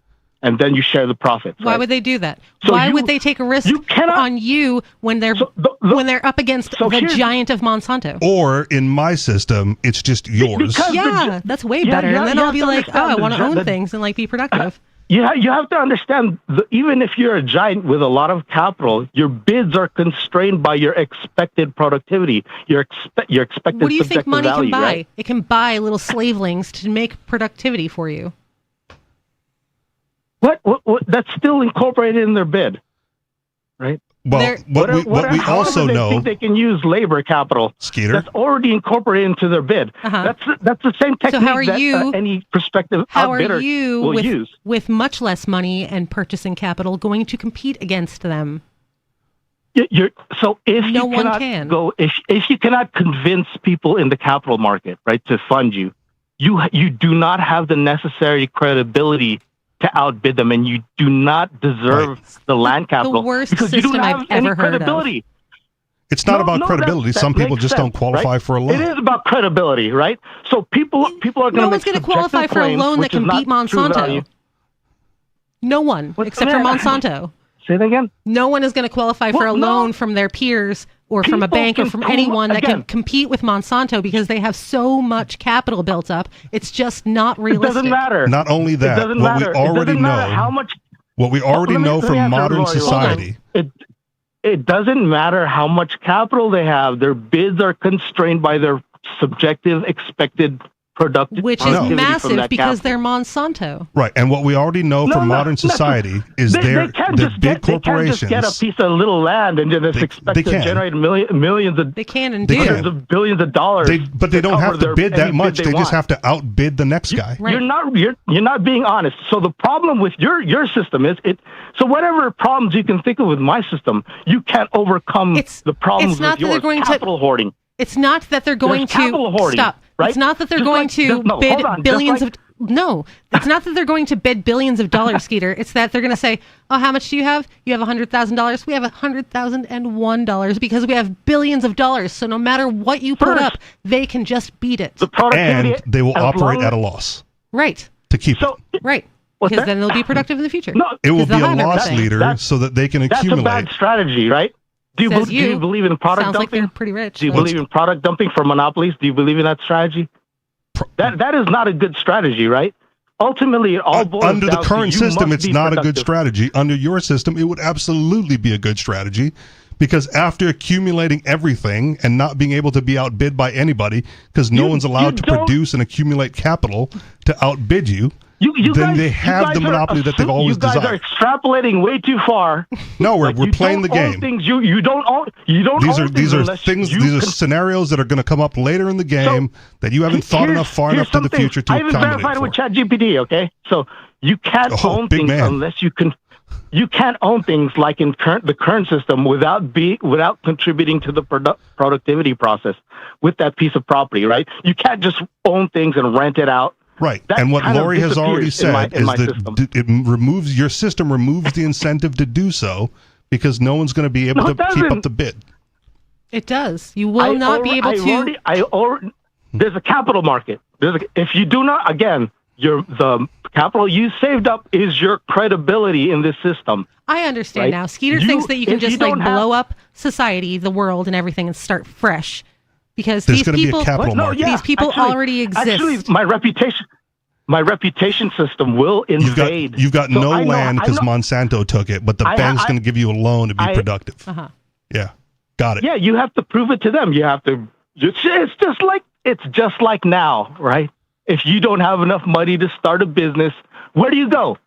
You go to work. Where do you go? You go to work. No, you and then you build up your capital. And then you build up your capital so you can buy some land and start your own business. And then nobody comes in and is like, "This is mine now." What? Yeah, you could do it by hand, but basically where do you go? You go to the capital markets, right? You go to the bank. Some people. You convince the loan officer of your business model. Not everyone does that. And yeah. Some people just. It's an option, but some people go to work and save, and then they start their own little business. It's a likely option with the most productive, right? I mean, the rich people who start businesses don't really use their money. Well, I don't know. No, they use their dad's money. Not in your system, though. It's because you destroyed the incentive to do as so. We have now in the mixed capitalist part of our system. It's the same thing, right? The only thing is that you're not allowed to capital hoard.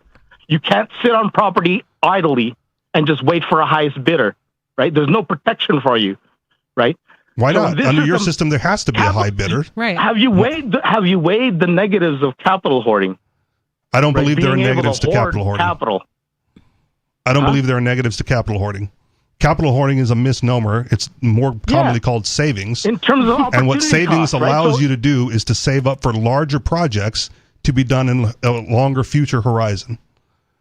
So here's the mechanism for capital hoarding. It takes a lot to build a bridge. It takes a lot to build a skyscraper. You have to hoard some capital. You almost broke the chair. Capital hoarding represents the decision to transfer the property lies with the current owner.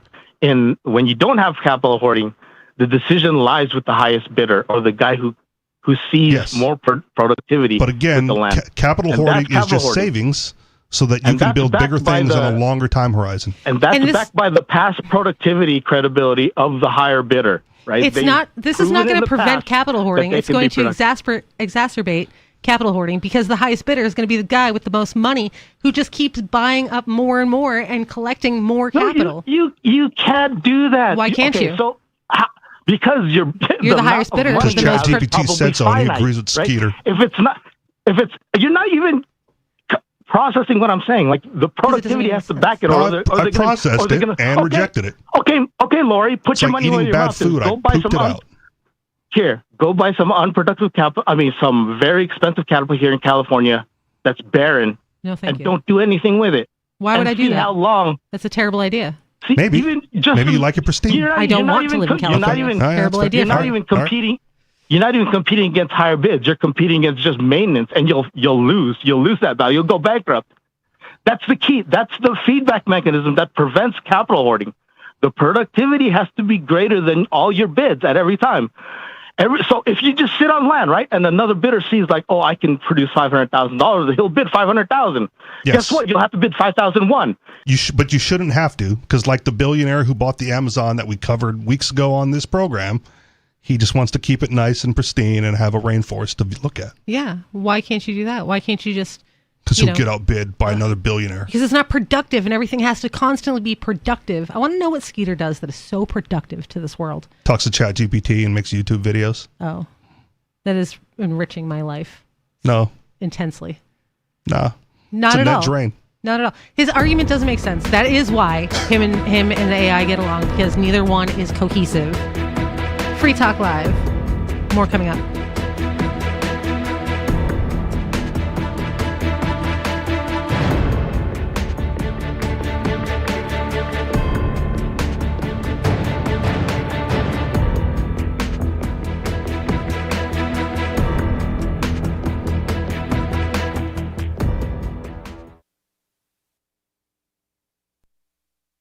This hour of Free Talk Live is brought to you by Dash Digital Cash. Dash is the cryptocurrency designed to be used for spending. Rising fees have made Bitcoin useless for purchases, but Dash continues to have fees less than 1 cent per transaction, and its features ensure Dash is undefeated as the most useful cryptocurrency in the marketplace. From a technical standpoint, Dash transactions are irreversible, and its network is protected from 51% attacks by their Chainlocks technology. There's no need to wait for a confirmation before considering a Dash transaction complete, so it's great for merchants. Dash is one of the oldest cryptocurrencies and is widely available on exchanges, including the decentralized Maya protocol, and in multi-crypto wallets. It's easy to get and use Dash. Start by learning more at dash.org. Big thanks to the Dash DAO for sending us 32 Dash per month to promote Dash on the air. Visit dash.org to learn about Dash. Dash.org. From Feature Story News in San Francisco, I'm Ira Spitzer with a look back at some of the week's top stories. More than 100,000 people have fled the bloodiest border fighting between Thailand and Cambodia in a decade. FSN's Laura Westbrook reports. The Thai Interior Ministry said more than 100,000 people from 4 border provinces had been moved to nearly 300 temporary shelters. Fighting on Thursday was focused on 6 locations, according to the Thai army. Ground troops, backed up by tanks, battled for control of territory, while Cambodia fired rockets and shells into Thailand, and the Thais scrambled F-16 jets to hit military targets across the border. Both sides blamed each other for firing first. The fighting marks a dramatic escalation in a long-running dispute between the neighbours over their shared 800-kilometre frontier. Dozens of kilometres in several areas are contested, and fighting broke out between 2008 and 2011. A UN court ruling in 2013 settled the matter for over a decade, but the current crisis erupted in May when a Cambodian soldier was killed in a clash. Laura Westbrook, Hong Kong. France's president said that he will formally recognize the state of Palestine in September, making it the first G7 country to do so. FSN's Ross Cullen reports. This is a major decision by the French leader, though not a departure from France's long-standing position of recognising a two-state solution. His move has been hailed by the French left and condemned by the right, and Emmanuel Macron will be holding a call with the British Prime Minister and the German Chancellor on Friday to discuss the situation in Gaza and what the World Health Organization says is man-made mass starvation. Ross Cullen, Paris. The singer Ozzy Osbourne died at the age of 76. The British musician was known as one of the founding fathers of heavy metal and became a global megastar as the frontman of Black Sabbath. His style and music inspired generations of musicians to come, but as well as his music, he was also known for his wild lifestyle, as FSN's John Beaver reports. His battles with drink and drugs was well known, and those dependency issues led to what many people said was a Jekyll and Hyde situation, where when he was fighting his addiction demons, he became a very difficult man to be around. He credited his wife Sharon with helping save his life and keep him alive for many decades and really turn his life around. And of course, it was alongside her and their children when he became hugely famous all over again, when their pioneering reality TV show, The Osbournes, made it on air in the early 2000s. That really brought him a whole new generation of fans. From Bureaus Worldwide, this is FS. Got Telegram? You can follow our channel there and discuss show prep with other listeners at telegram.freetalklive.com.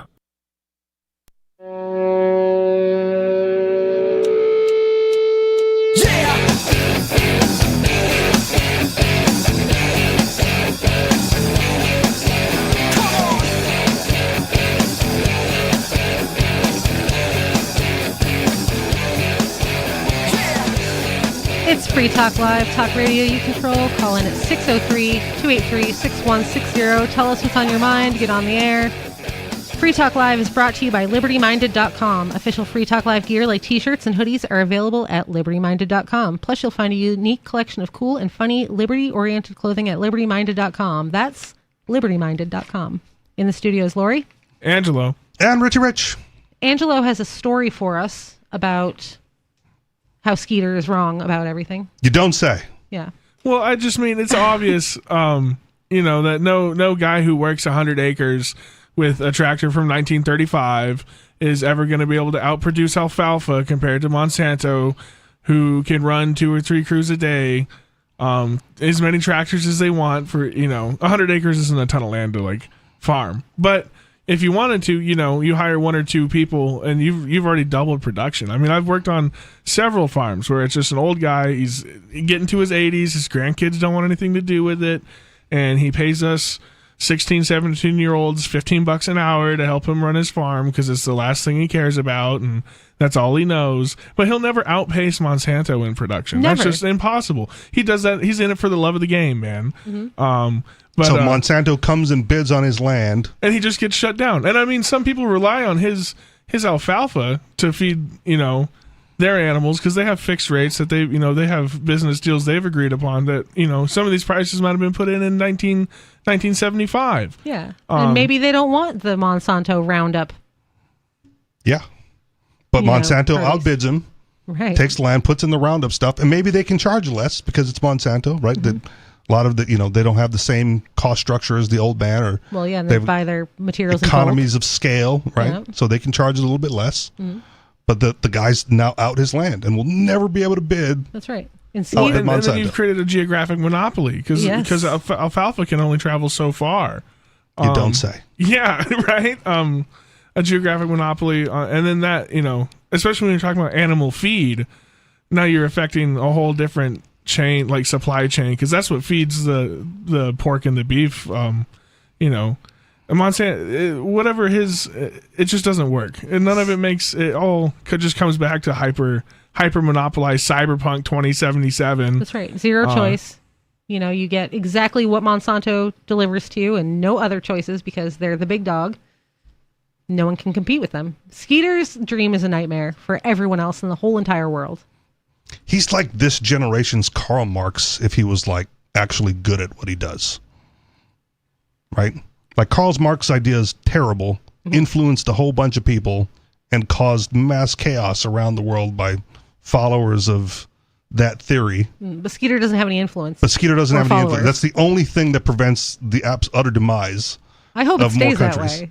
No, he's got ChatGPT on his side now. His YouTube following is building, or at least producing more videos or whatever. So pretty soon he can just like build a robot girlfriend with his ChatGPT's brain, and then they'll take over the world. There you go. Yep. Or he'll just forget, and he'll be distracted by the AI. He'll never forget. No, this is his magnum opus. This is it. This is every single call for years and years and years. Well, that's what I'm saying. Maybe if he got a girlfriend, he'd slow down a little bit. No, but see, she would be like a AI girlfriend though. So enabling it, just enable him to go in deeper. Yeah, it would be like, of course I want you to be happy. Keep Skeeter. typing, Skeeter. That's right. I love the way. We've got to get this word out. I love the way you cackle.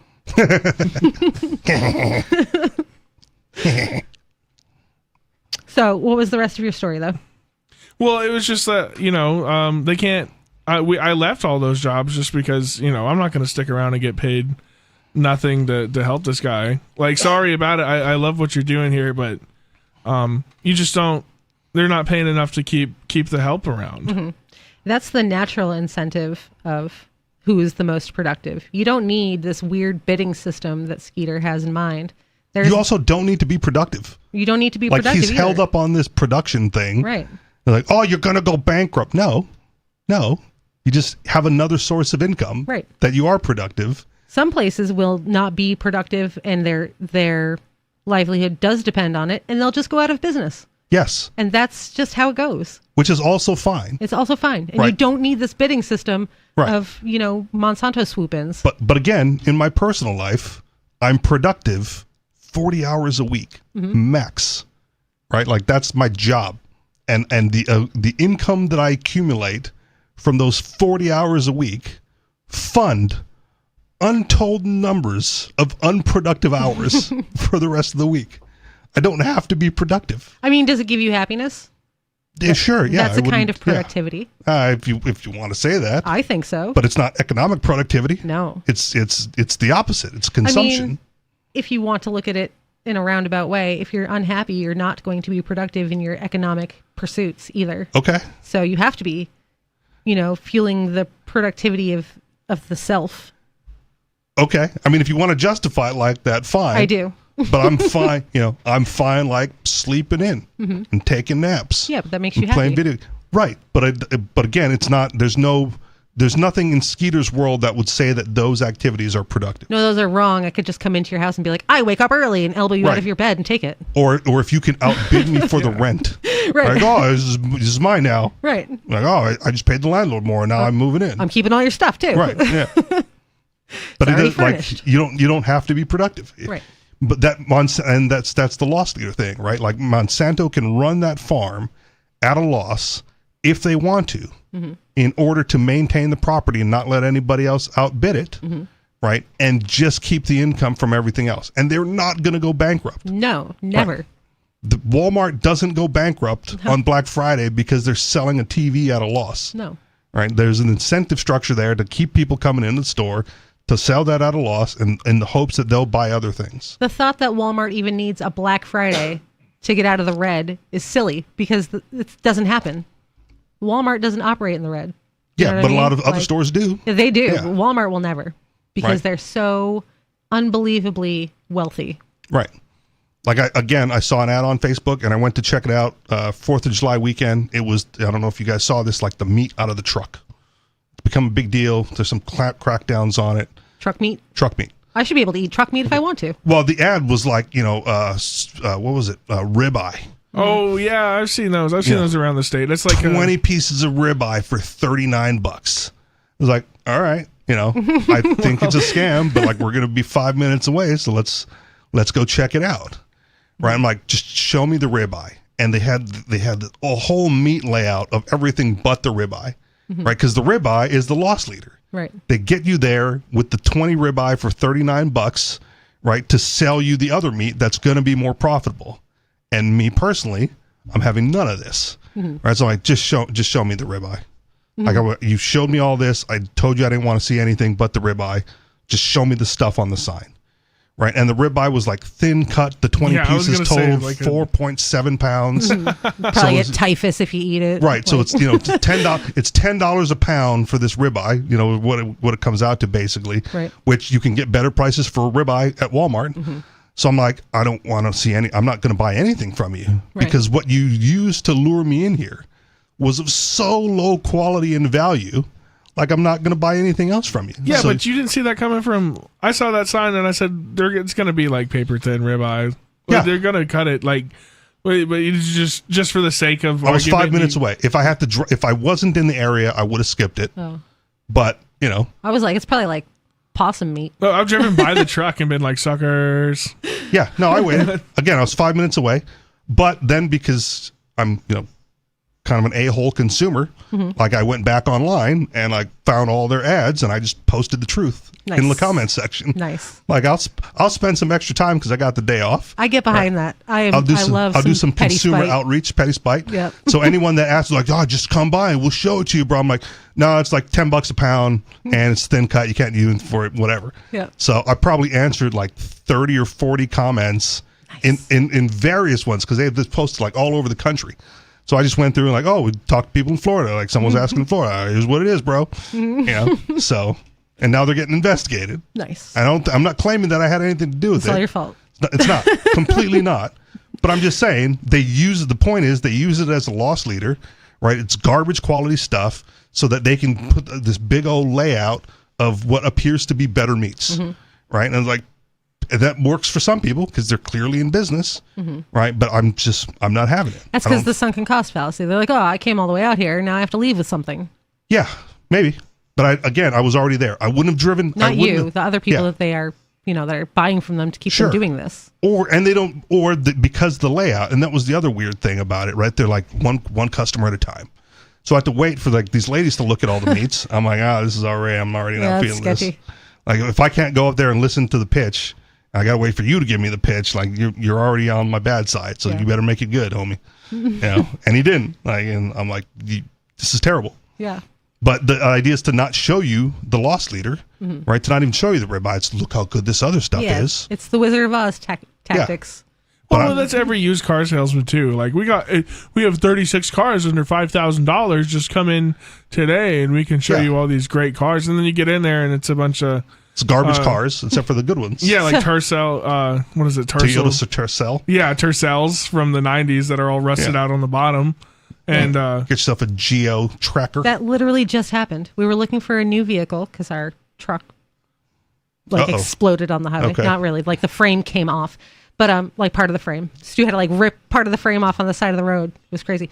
But he called this used car place because of an ad for a specific truck that he wanted. Yep. And they lure him in And then they're like, we don't actually have that truck. And so I went and messaged him. I was like, do you have this truck? She's like, yeah, of course. Like, give me all what you're looking for. And I was like, they don't have that truck. or that truck is at another dealership. We can get it here if you really want. No, they don't have the truck. Okay. They told Stu straight out, we don't have the truck. But then they left the ad up for this very enticing truck. Okay. For a good price. You know, everything was great about the truck. So when I contacted them, they still had the truck to try to lure me in. Okay. To make a sale because they don't know that I'm his wife, or just some other person. But the truck doesn't exist. Okay. It's the same thing. See, and when I got there, I was like, I will look at everything you have if you can show me this truck first. Yeah. Right. I want to see the truck. Show me the truck, and then we'll talk about other things. Or take your ad down days later. Right. That the truck is no longer available. Right. Or I'm contacting whatever outlet, Craigslist or the newspaper, and flagging it and, putting you on blast on Twitter or X or whatever for false advertising. Right. If you say you got it, produce it or take the ad down. Mm-hmm. But I'm not looking at anything until you show me the truck. Yeah. Oh, yeah. We didn't go with them. Okay. So clearly not. Why would you? Right. They're already deceptive. Right. They're going to be worse later. That's right. After you're a customer. Mm-hmm. Any more to your No, I was just saying that was just a terrible stance to take. That's a weird hill to die on. I mean, you can die on whatever hill you want, but this one specifically. Skeeter's an idiot. Yeah. Yeah, man. A 12-year-old could figure out that that's a bad idea. He has a terrible take, and I don't know why he's, trying to appeal to me as the voice of reason for his take, because I always tell him that it's terrible every single time. I'm not going to agree with him. Okay. So we do have a call. Unscreened caller, you're on the air. Yes. Sarah from New Mexico. Hi, Sarah. Yes, I just wanted to let you know that like 5 days ago, a bus driver stabbed and killed one of the drunk passengers. Oh, public transportation is dangerous. Did you say stabbed and killed? Like the rider was on the bus, the drunk rider was on the bus, and the bus driver was like, I'm having none of this, and just stabbed him? But what happened is that he reached over to the protective door, the plastic door, and was beating on him. It was all filmed. Okay. So it was self-defense. Scrapping. Right. Yeah, it was self-defense. Oh, okay. I'm for it. That's fine then, yeah. I thought you were just saying he just up and stabbed some passenger, and I was like, I guess people are safer in their cars. It is New Mexico. But he's going to get charged with first-degree murder because he left the bus. He was walking away. He followed after him. Oh, the bus that's and no then longer stabbed self-defense. Yeah. The threat is right, gone. That's still should be okay, though. Why? Why? Yeah. Personally? Yes. Because that dude has already made himself to be a threat, not just to the individual, but society as a whole. Yeah, he is a dangerous individual. Yes. Okay. Well, isn't that silly? One more thing that, these news coming out of Albuquerque, what do you think about this place? I would never go there voluntarily. I don't know about any news coming out of Albuquerque because it doesn't cross my mind unless you are on the phone with us. Plus, I don't want to go to New Mexico. As much as you don't want to go to California. What's that, Sarah? And what I really like about this? I'm undecided, the bus driver, and I called the bus station. I called one of the senators that have this area, Mo Maestra, and he said, I have this area closed. And he wrote a letter to the transportation of New Mexico, the administration. I don't know what they're going to do. But the thing is, maybe the drunk, alcoholic drug addicts will think twice about assaulting drivers. They will not, because they're drunk and alcoholics. Yeah, but again, I'm okay taking them out because if they're going to do it again, if they're not going to be disincentivized. I'm just telling her they're not going to think again. This is not going to dissuade any junkies or drunks from doing anything because they are not in the state of mind to be dissuaded from such a thing. Yeah, but they're going to have to think about, they might actually get stabbed to death. I mean, they're not going to think about that because they're on drugs or alcohol. And those people are not, not reasonable. Right. Or else they wouldn't be on drugs. Right. I mean, but maybe that convinced her. I'm just hoping that the word would get out don't, your driver might go off and kill you. I mean, well, again, you got to back it up, Sarah. The driver didn't just haul off and kill him. Right. The driver was attacked, and then in order to prevent future attacks, the driver put an end to the threat. So you can be drunk and on drugs all you want, just don't go out attacking people, and you don't have to worry about it. And that goes if you're sober, too. Just don't go out attacking people, and you don't have to worry about it. It's true.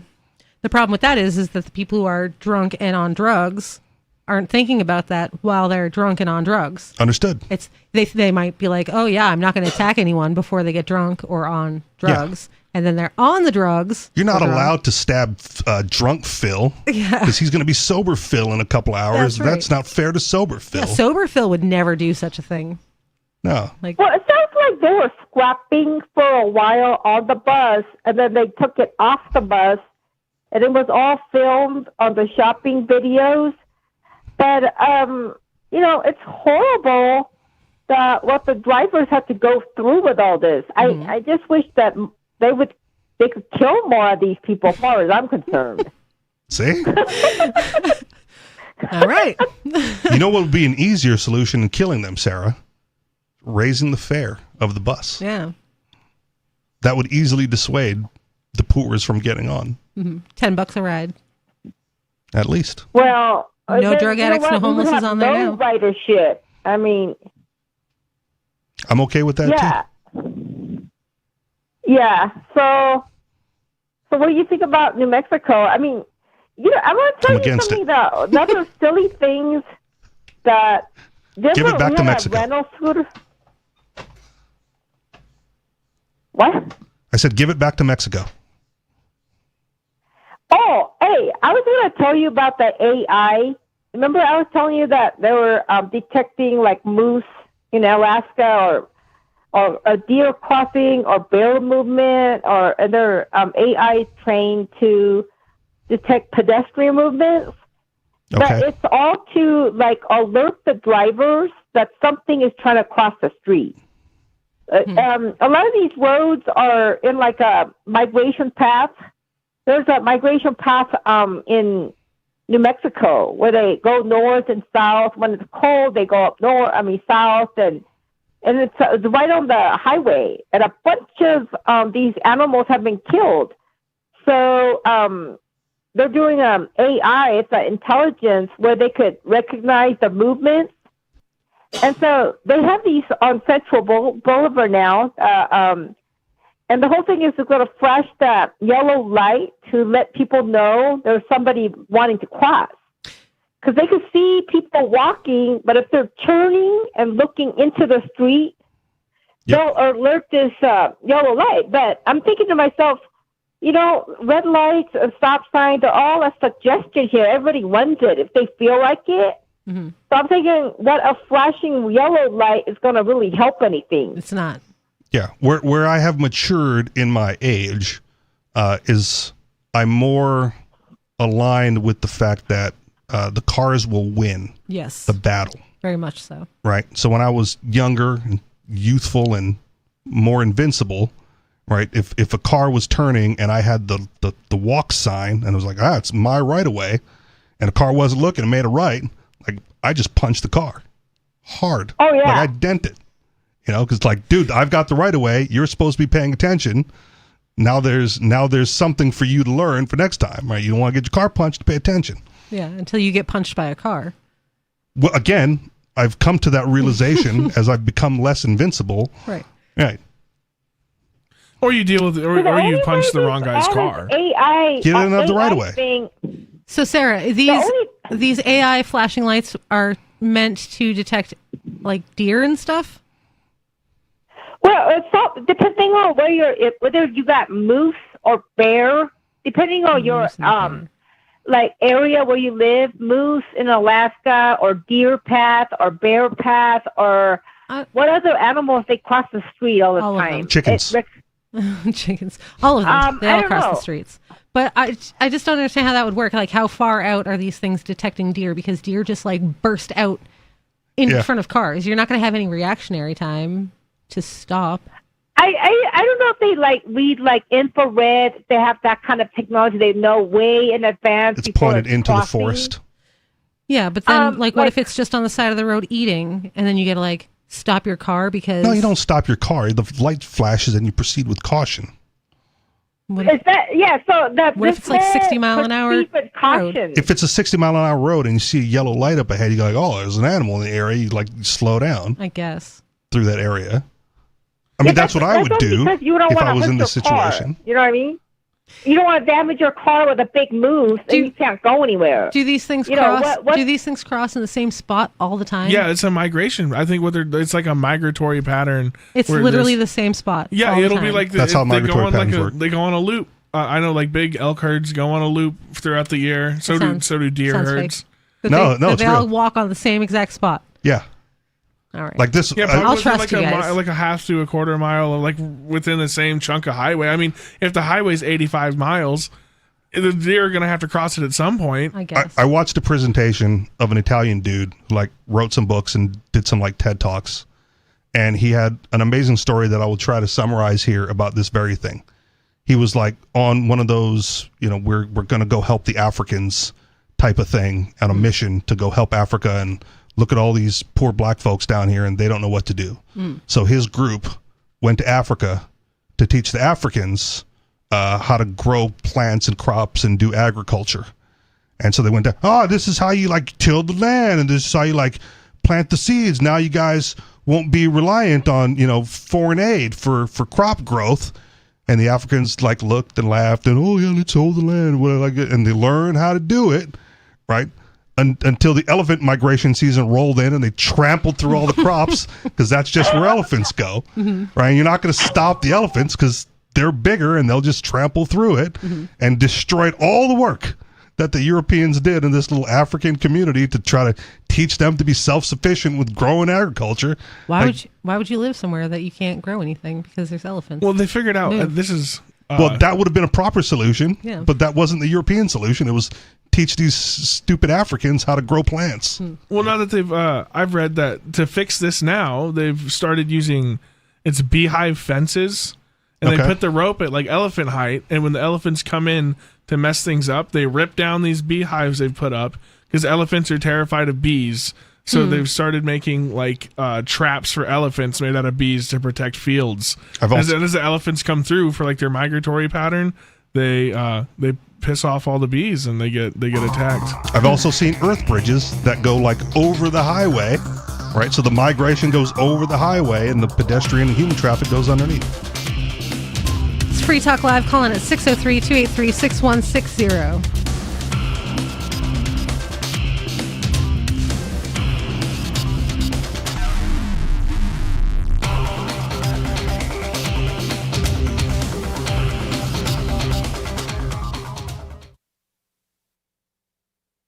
We're being attacked by news from all sides in tonight's News Blitz. Now we're homing in on Houston, Texas, where NASA announced today that the crew of the International Space Station has successfully completed their 13-year mission studying man's ability to constantly repair a large object in space. NASA officials hailed the remarkable feat of maintenance at a press conference this afternoon. And throughout human history, man has gazed at the stars and dreamed of fixing something up there. People once thought the ultimate feat in human repair was a really big boat. Today, we've accomplished so much more. This comes in the wake of NASA's previous success, finding out how many times an astronaut could hold something in his hand, then let it go, watch it float in front of his face for a bit, then catch it again. All right, dust yourself off. You have survived the News Blitz. Tune in tomorrow morning to Today Now. We'll look back at Jim's week as a polygamist. Oh, it's going to be fun. This is the Onion News Network. Protection. Eleutheromania. The insatiable desire for freedom. Filibuster. Police state. It's the new 3-song heavy metal EP from Captain Kickass. Available now on your favorite music app or get it directly from CaptainKickass.com. If you want to know the latest about Free Talk Live before we go on the air, all you need to decide is how you want it delivered. It's your choice. Visit news.freetalklive.com to receive our usually weekly news updates by email. Plus, we have a Twitter account at twitter.freetalklive.com, and you can follow us on the decentralized Mastodon platform at toot.freetalklive.com. So please follow us at toot.freetalklive.com and sign up for our emails at news.freetalklive.com. You're listening to the live edition of Free Talk Live. Hour number 3 is next after the news here on the Liberty Radio Network at LRN.FM. From Feature Story News in San Francisco, I'm Ira Spitzer with a look back at some of the week's top stories. More than 100,000 people have fled the bloodiest border fighting between Thailand and Cambodia in a decade. FSN's Laura Westbrook reports. The Thai Interior Ministry said more than 100,000 people from 4 border provinces had been moved to nearly 300 temporary shelters. Fighting on Thursday was focused on 6 locations, according to the Thai army. Ground troops, backed up by tanks, battled for control of territory, while Cambodia fired rockets and shells into Thailand, and the Thais scrambled F-16 jets to hit military targets across the border. Both sides blamed each other for firing first. The fighting marks a dramatic escalation in a long-running dispute between the neighbours over their shared 800-kilometre frontier. Dozens of kilometres in several areas are contested, and fighting broke out between 2008 and 2011. A UN court ruling in 2013 settled the matter for over a decade, but the current crisis erupted in May when a Cambodian soldier was killed in a clash. Laura Westbrook, Hong Kong. France's president said that he will formally recognize the state of Palestine in September, making it the first G7 country to do so. FSN's Ross Cullen reports. This is a major decision by the French leader, though not a departure from France's long-standing position of recognising a two-state solution. His move has been hailed by the French left and condemned by the right, and Emmanuel Macron will be holding a call with the British Prime Minister and the German Chancellor on Friday to discuss the situation in Gaza and what the World Health Organization says is man-made mass starvation. Ross Cullen, Paris. The singer Ozzy Osbourne died at the age of 76. The British musician was known as one of the founding fathers of heavy metal and became a global megastar as the frontman of Black Sabbath. His style and music inspired generations of musicians to come, but as well as his music, he was also known for his wild lifestyle, as FSN's John Beaver reports. His battles with drink and drugs was well known, and those dependency issues led to what many people said was a Jekyll and Hyde situation, where when he was fighting his addiction demons, he became a very difficult man to be around. He credited his wife Sharon with helping save his life and keep him alive for many decades and really turn his life around. And of course, it was alongside her and their children when he became hugely famous all over again, when their pioneering reality TV show, The Osbournes, made it on air in the early 2000s. That really brought him a whole new generation of fans. From Bureaus Worldwide, this is FSN. Columbia University agreed to pay more than $200 million to the Trump administration in exchange for the restoration of the majority of its funding. This is after the government withdrew $400 million of funding from the Ivy League institution, claiming it failed to curb anti-Semitism among students protesting Israel's war in Gaza. FSN's U.S. correspondent Jagruti Dave reports. On top of the $200 million paid over 3 years, Columbia will also pay $21 million to end federal investigations into alleged anti-Semitism on campus. In a statement, acting university president Claire Shipman said this agreement marks an important step forward after a period of sustained federal scrutiny and institutional uncertainty. The Trump administration has targeted other colleges with cuts, a move widely seen in academic circles as an attempt to limit educational freedoms. Harvard University, the nation's oldest and richest, has responded by taking the government to court. A Soviet-made airplane carrying 43 passengers and 6 crew members crashed in Russia's Far East Amur region bordering China. FSN's Dasha Bondarchuk reports from Moscow. All 43 passengers, including 5 children as well as 6 crew members, were reportedly killed in the An-24 plane crash, according to preliminary data from local rescue services. The jet was en route between the cities of Khabarovsk, Blagoveshchensk and Tendam in the Amur region. Approaching the final point of destination, the plane failed to land at first try and went around for a second attempt and soon disappeared from the radars. A crew error or a possible technical malfunction of the jet are considered as probable causes of the plane crash. Rescue operation is underway but is complicated because the debris is scattered across a densely wooded area. Those were some of the week's top stories. Ira Spitzer reports. In Baltimore, the streets have gotten safer thanks to the success of the new Permanent Daylight Initiative, which aims to prevent crime by illuminating the entire city 24 hours a day using high-powered floodlights. It's just that it's so bright all the time, even in the rain. City officials say there have been 0 violent crimes since the start of the program, except for one man who vandalized the light by throwing his body off a building into it. Now let's set our crosshairs on to Mountain View, California, where Gmail servers were down for nearly 2 hours today. In an online statement, the company said, "Tremble before Google. With the mere flip of a switch, we can bring you to your knees." After reestablishing service this afternoon, Google changed its logo and released a statement saying, if not appeased with a 20% increase in Google Chrome downloads by the next vernal equinox, they will take back their generous gift unto mankind of colored conversation labeling. All right, you can take off your helmet. You have survived the News Blitz. This is the Onion News Network. Our Matrix server is about as free as internet chat can be. Join the existing rooms or create your own at chat.freetalklive.com.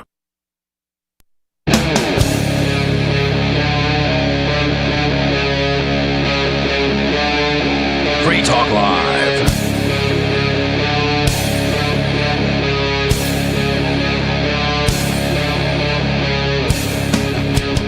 It's Free Talk Live. Talk radio that you control. That means that you can call 603-283-6160. That's 603-283-6160.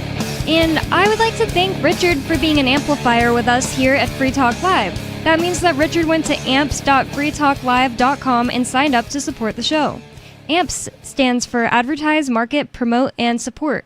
Thanks again to Richard and everyone who supports us. And again, that's amps.freetalklive.com if you'd like to check out the perks and benefits of becoming an amplifier with us here at Free Talk Live. And we appreciate everyone who is an amplifier very much. We just like to shout out somebody. So thanks again to Richard. And with you on Free Talk Live tonight, you've got me, Bonnie. Angelo. And Richie Rich. I was just outside. I started getting a headache like maybe 30 minutes before the show. That got like really bad. I took aspirin and it's a little better. I like put Tiger Balm on my back in case it was my back. But I love Tiger Balm. Yes, me too. Okay. But the Tiger Balm didn't actually help. I took aspirin. But anyways, I'm saying all that to say, I went outside and there's a crazy amount of smoke outside. It's Canadian wildfires. Canadian wildfire. Yeah. Oh my God! I almost said California wildflowers. That violation? I can't escape them. It's either coast I go to, I just get smoked out. Yeah. Do better. I mean, like, there's tons of things. It's a that wildfire. Aren't good. It's naturally occurring thing. If you want to get into the weird, like fires of business, and the longer I know a lot of tweakers back home who they fight fire for three months out of the year. They come home with $36,000 because they get paid out the butt, and then they use it to fund their escapades for the next year. Of starting more fires? Yeah, well, yeah. It's cyclical. The longer you can stay out on this work, plus there's just the fact longer you stay out here, the bigger your paycheck is. We don't want fires to go away. People make hundreds of thousands of dollars, millions of dollars. It's a million, maybe $1 billion business in fighting fires. Why would we do something to get it put out in a night when we can let this stretch for 6 weeks, let it burn a bunch of stuff nobody uses, and get to go home with a big paycheck? Is our wildflower? Oh my God! Because it's all subsidized by the government. The government pays for all that. Wildfires a big thing in Hawaii. Like yes, I know about the big ones recently, but I want to say no. It's not something that happens all that frequently at this level. Mm-hmm. I mean, there might be a burn here and there, but in like the more rural areas. Mm-hmm. But I don't want to call it big business. I'm not. And it rains more in Hawaii than anywhere else. I don't think I've been affected by the smoke. The Maui one, That's the big one that everyone talks about. And that, again, if you want to get into the weeds and the conspiracy theory, seemed like a government failure for not clearing the brush. Yes, yes. That's what I was gonna say. It's like you said, oh, what do you mean do better? It's a wildfire, but there is a way to do better by managing the forests better. But I've never thought of that, but I can totally see people also wanting there to be fires if it makes them money. Well, in California specifically, the management makes it worse because they don't want it to burn, right? And if you let wildfires burn naturally, it's good for that ecosystem and the environment. The problem is they build houses close to it, and so they put the fires out, the naturally occurring wildfires out, and then the brush grows more and more until it's a huge fire that's out of control. Well, it's because they don't want anybody to touch it. It's a mismanagement. That's what I'm saying. If you let people go in, and there's a whole thing. One of my friend's grandpas started an entire method of logging called selective logging that was implemented on the West Coast in the 80s, where you go through and you pick out certain trees to get logged, like you spray paint them, and you clear the underbrush. And there's a way to manage your forest where it doesn't have to burn naturally. You can manage the forest without needing a fire. Of course, naturally the fire is going to spread. That's what it wants to do. But there's a way you can manage the forest and where they don't have to burn down all the time. Right. But we just don't do that. The government just doesn't do that. Well, and the naturally occurring wildfires don't necessarily burn down the entire forest, and there's usually a natural end to it. It's not like it goes on forever and just burns the world down. It burns its area naturally. Some of the seeds that require a heat to pop open and start to fertilize that area need that kind of stuff, and they usually burn with a lot less brush. So there's not a lot there, if you just let it go naturally, but they don't. They spread less naturally. Yeah. Yes. Why are they spreading a lot more nowadays? You guys think? Again, because they put out those smaller fires and the brush grows more. So instead of having a lot of small fires, they get one uncontrollable fire that burns way too much land because they put out the smaller fires.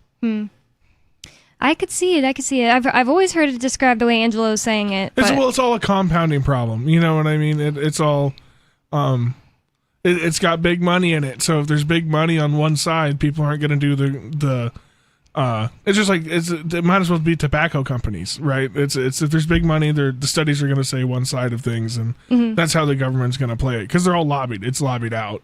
I'm not accusing her of anything, but I had a good friend that ended up in BLM, as in Bureau of Land Management. Okay. And one of her favorite, most fun times of the year was getting to go to the wildfires and do little investigations to figure out what caused them.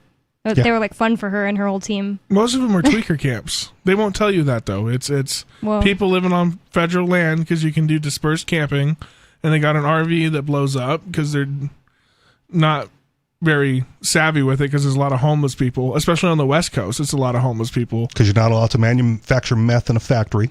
Yeah. So they're in a van. Explodes and or they have a cooking fire that goes awry because they're homeless and they're forced to live out in the federal lands, and that's how a lot of these fires start. But they don't want to tell you that because then you're going to go take actions against the homeless guy on the street and try to clear him out. Well, I wonder if that's even really the case this year. I mean, this is Canada, so forgetting that. I was going to say, considering Trump is supposedly kicking out all the homeless out of federal lands, I think Richie Rich and I did shows and stories on that. Yep. This is a call-in talk radio show, though, so I'm going to go to the phones. It looks like we have Alu on the phone from Virginia. Is this you, Alu? Yes, it is me, Alu. How are you guys doing tonight? How are you doing? What's on your mind? I'm great. I think last night it was Bonnie and Chris talking about some California secession stuff. Oh, yeah. More California. Yep. It was Chris, Lime Chris, Jeff, for those that don't know who I mean. I haven't thought about California secession a lot, but as you guys might know, and old school Free Talk Live listeners definitely know, that I wrote a book with Marcus Ruiz-Evans and a few other co-authors a few years ago called The Progressive Solution. And it's about how Californians who are progressives and stuff and those other states who are left-wing can secede as a solution to the horrible, conservative, pro-liberty United States of America. And since you reminded me last night, thank you, I'm going to update the book. It's been a while. And now with Trump cracking down on California and all sorts of other stuff that Trump is doing that leftists will not like, I think I'm going to update the book. But I'm definitely going to make the current version as cheap as Amazon will let me for the paperback and ebook. Nice. What kind of things came to mind when you were hearing us talk about California secession, since you hadn't thought about it in a while? Well, I haven't thought about it, the California secession movement in a while in general, but I think you guys mentioned some great points about Trump deploying the National Guard against Governor Newsom's will.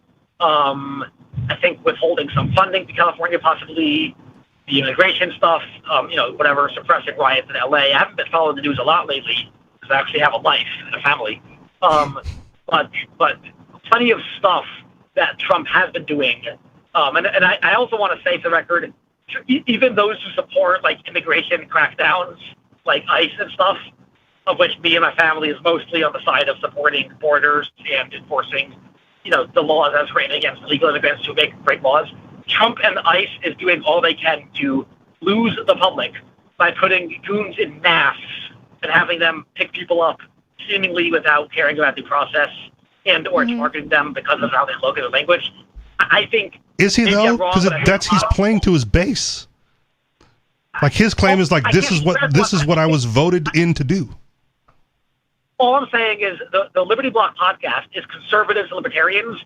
Everyone the other night on the panel who is immigration hawks was very uncomfortable with ICE agents or any cops wearing masks, not having to identify, and snatching people up based on suspicion among those lists of suspicions of being hanging around Home Depot and having darker skin and speaking Espanol. That made all of us very uncomfortable, even the conservatives. That's all I'm saying. Okay. And I think Trump is so stupid for snatching defeats from the jaws of victory, where immigration was mostly a 70 or 80% issue supporting him, putting masks on your pigs and having them snatch people up with seemingly a lack of due process.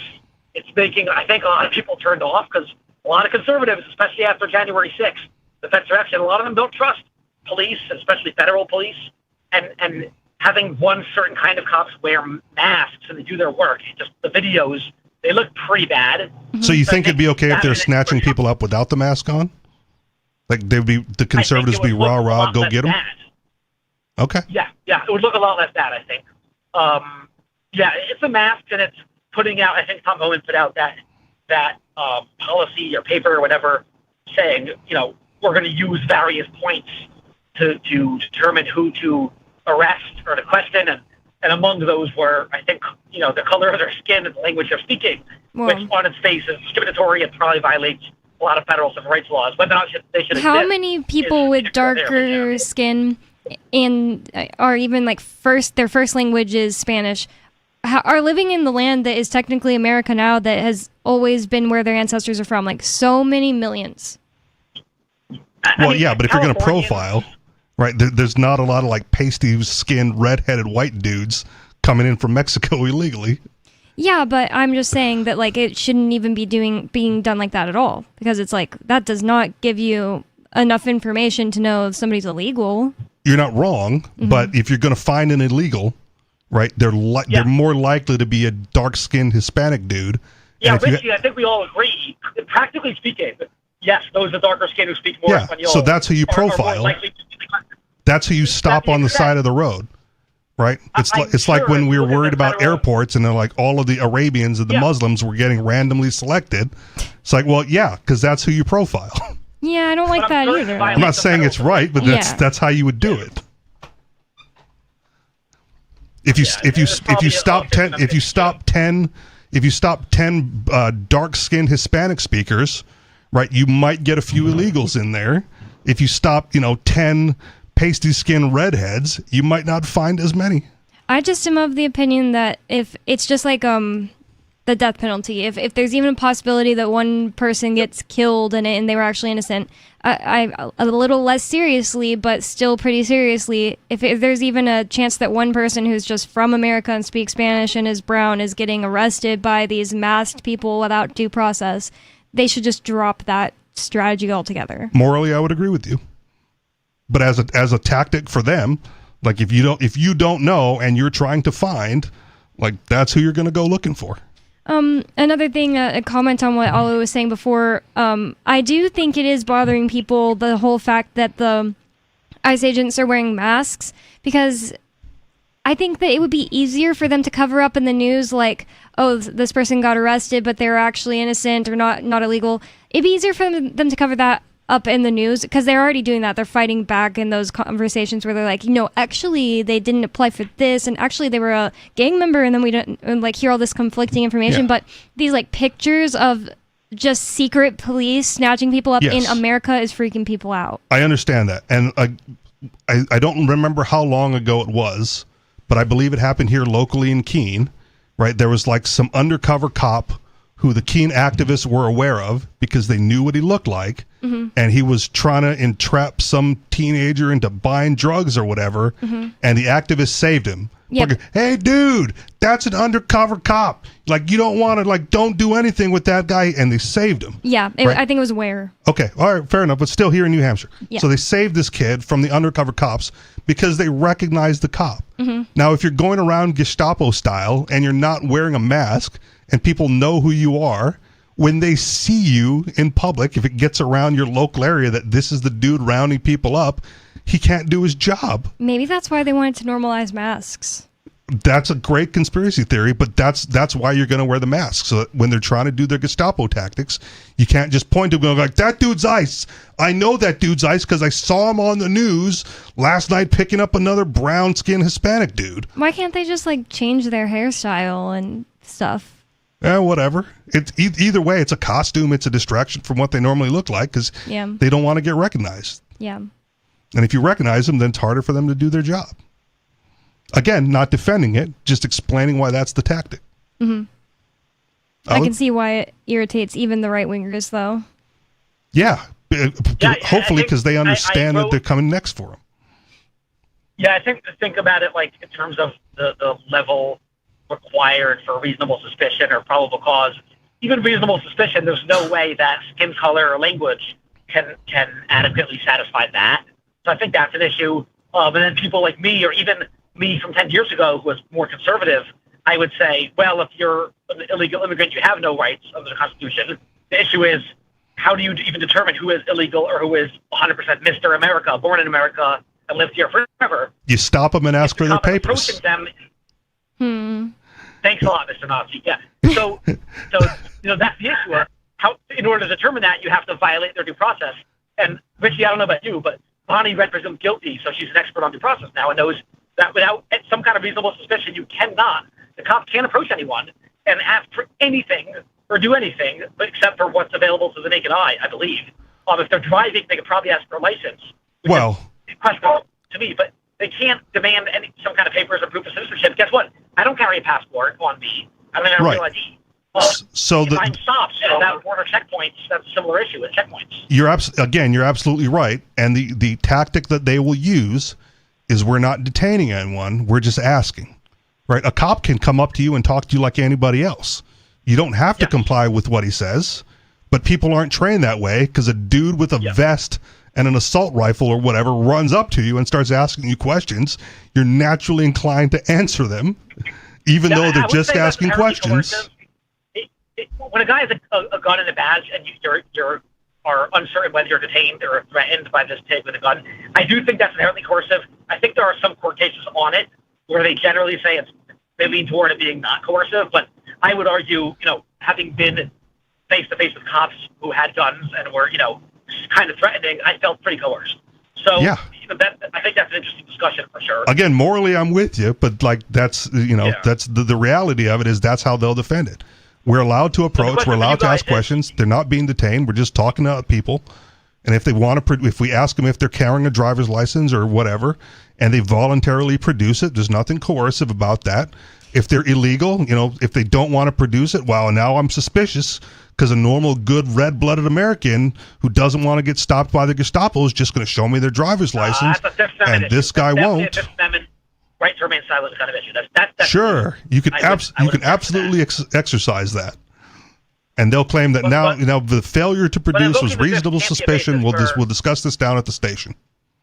That would only be in a state where you actually are required to produce it when asked, I think. I got you. But again, a lot of states aren't, but some are. These are Gestapo people, right? You're just walking down the street. You don't want to be harassed. You don't want to be detained. You don't want to be arrested. You don't want to be taken down to the station. Mm-hmm. You just show your driver's license, right? And if you don't want to do that, then you're an activist and you're inviting that sort of behavior because you think that you're going to win some court case against them later on in the future. I think you aren't inviting it, but that's why people need to learn their rights. I think you're not inviting it by, like, I have experienced this firsthand. I've not only answered a bunch of questions from cops and gotten a bunch of trouble when I didn't know my rights, but I've also been like, do I need to keep talking to you? I would like to walk away now. Is there any reason I have to keep talking to you? Like, I'd like to walk away now until they just leave me alone. And it doesn't really matter if, I mean, I can understand what you're saying, that a cop who is determined and just like, you're speaking Spanish and you're brown, I want to arrest you, will try to find a reason. Yes, but they will. Yeah, I agree with you saying that, and especially trying to escalate it. Another time that a cop tried to talk to me, he came up and was like, did you put something under my car? And I was like, what?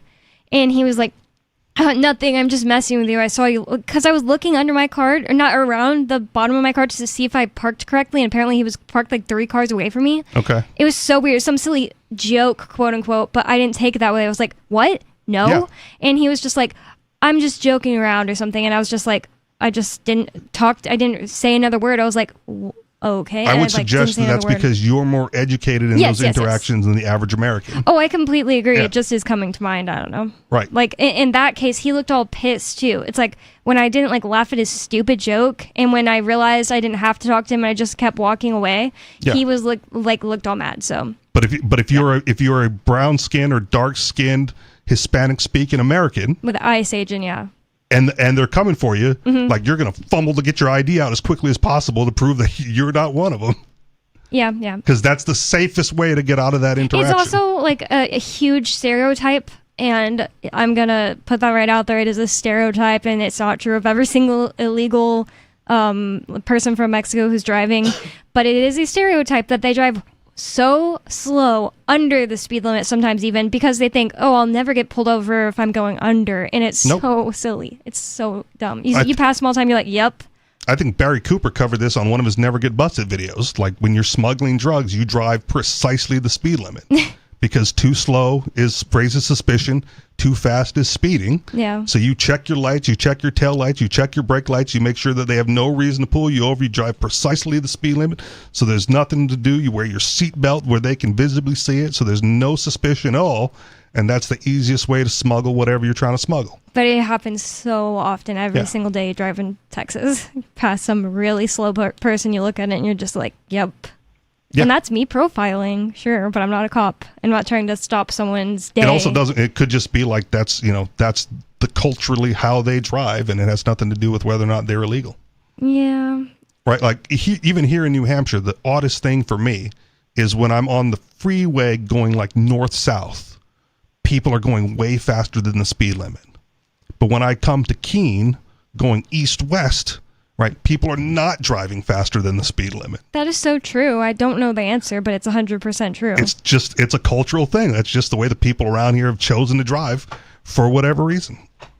Really I've been told the east-west is like a one-lane road, so it's more dangerous than north-south, and I'm like, all right, whatever. I mean, I know this is anecdotal. I was also married to one illegal Mexican, and he drove the speed limit or slower at all times, and I told him this whole thing. I was like, you can't go slower, but yeah, whatever. Just set the cruise control for the speed limit, and make sure all your lights are working, and don't like weeble-wobble between the lines or go over the line. Anything else for us, Lalu? Yeah, in the original Presumed Guilty, I have a chapter on checkpoints. Should I include a chapter on immigration in my next edition? That would be awesome. One of the first things I did to get in trouble after I first got in trouble at the small military base I lived on, I printed out things that were like, know your rights to answer cops, and they make actually ICE-specific ones and like immigration-specific ones. More free talk, and that's the ACLU, I meant to say. More Free Talk Live coming up. Don't go anywhere. It's Free Talk Live. The Free State Project has reached its goal of 20,000 liberty lovers who've pledged to move to New Hampshire and get active to achieve liberty in our lifetime. Perhaps you're trying to figure out what part of New Hampshire should be your destination. If so, consider Keene. You'll find more than 150 reasons to move to Keene at move.freekeene.com. Keene is famous for its historic, publicity-generating activism, as well as being the liberty media capital of the world. It's home to freekeene.com, New Hampshire's destination for liberty activism, news, and opinion. For years, we've been compiling over 150 reasons to move to Keene at move.freekeene.com, where you'll learn about some of what's happening here and what makes Keene a great place to live. If you love liberty, you'll probably enjoy anywhere you end up in the Shire. But do your due diligence first. Please visit move.freekeene.com for the full list of over 150 reasons to move to Keene. That's move.freekeene.com. From Feature Story News in San Francisco, I'm Ira Spitzer with a look back at some of the week's top stories. More than 100,000 people have fled the bloodiest border fighting between Thailand and Cambodia in a decade. FSN's Laura Westbrook reports. The Thai Interior Ministry said more than 100,000 people from 4 border provinces had been moved to nearly 300 temporary shelters. Fighting on Thursday was focused on 6 locations, according to the Thai army. Ground troops, backed up by tanks, battled for control of territory, while Cambodia fired rockets and shells into Thailand, and the Thais scrambled F-16 jets to hit military targets across the border. Both sides blamed each other for firing first. The fighting marks a dramatic escalation in a long-running dispute between the neighbours over their shared 800-kilometre frontier. Dozens of kilometres in several areas are contested, and fighting broke out between 2008 and 2011. A UN court ruling in 2013 settled the matter for over a decade, but the current crisis erupted in May when a Cambodian soldier was killed in a clash. Laura Westbrook, Hong Kong. France's president said that he will formally recognize the state of Palestine in September, making it the first G7 country to do so. FSN's Ross Cullen reports.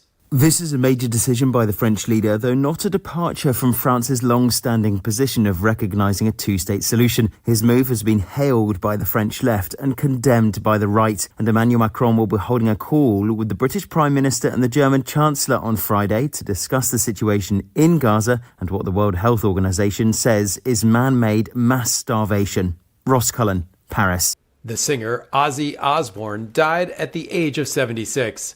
The British musician was known as one of the founding fathers of heavy metal and became a global megastar as the frontman of Black Sabbath. His style and music inspired generations of musicians to come, but as well as his music, he was also known for his wild lifestyle, as FSN's John Beaver reports.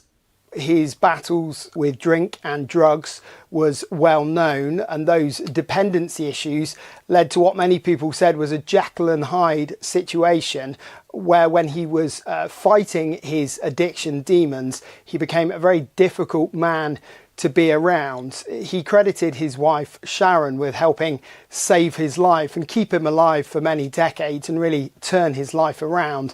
And of course, it was alongside her and their children when he became hugely famous all over again, when their pioneering reality TV show, The Osbournes, made it on air in the early 2000s. That really brought him a whole new generation of fans.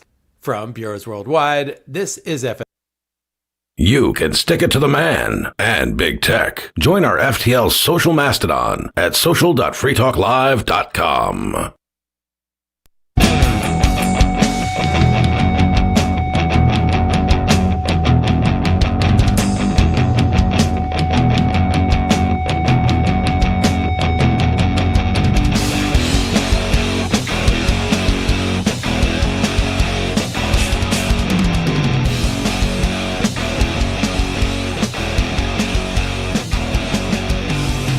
It's Free Talk Live. That's talk radio that you can control. That means you can call 603-283-6160. There's still room for you on this last segment of the show tonight. 603-283-6160. And with you on Free Talk Live, you've got me, Bonnie, Angelo, and Rich. I don't know, this like never happened ever, but I almost said you've got me, Ian. Wow. What are you thinking about? I'm the new Ian. I'm just kidding. Or do you just have Ian on your mind? Oh, okay, which is fine. That's pretty It's reasonable. funny. I'm like looking around like, did I see something that said his name or something? I don't know. Maybe it just reminds me in like the whole opening of the show thing. Oh, it's right there.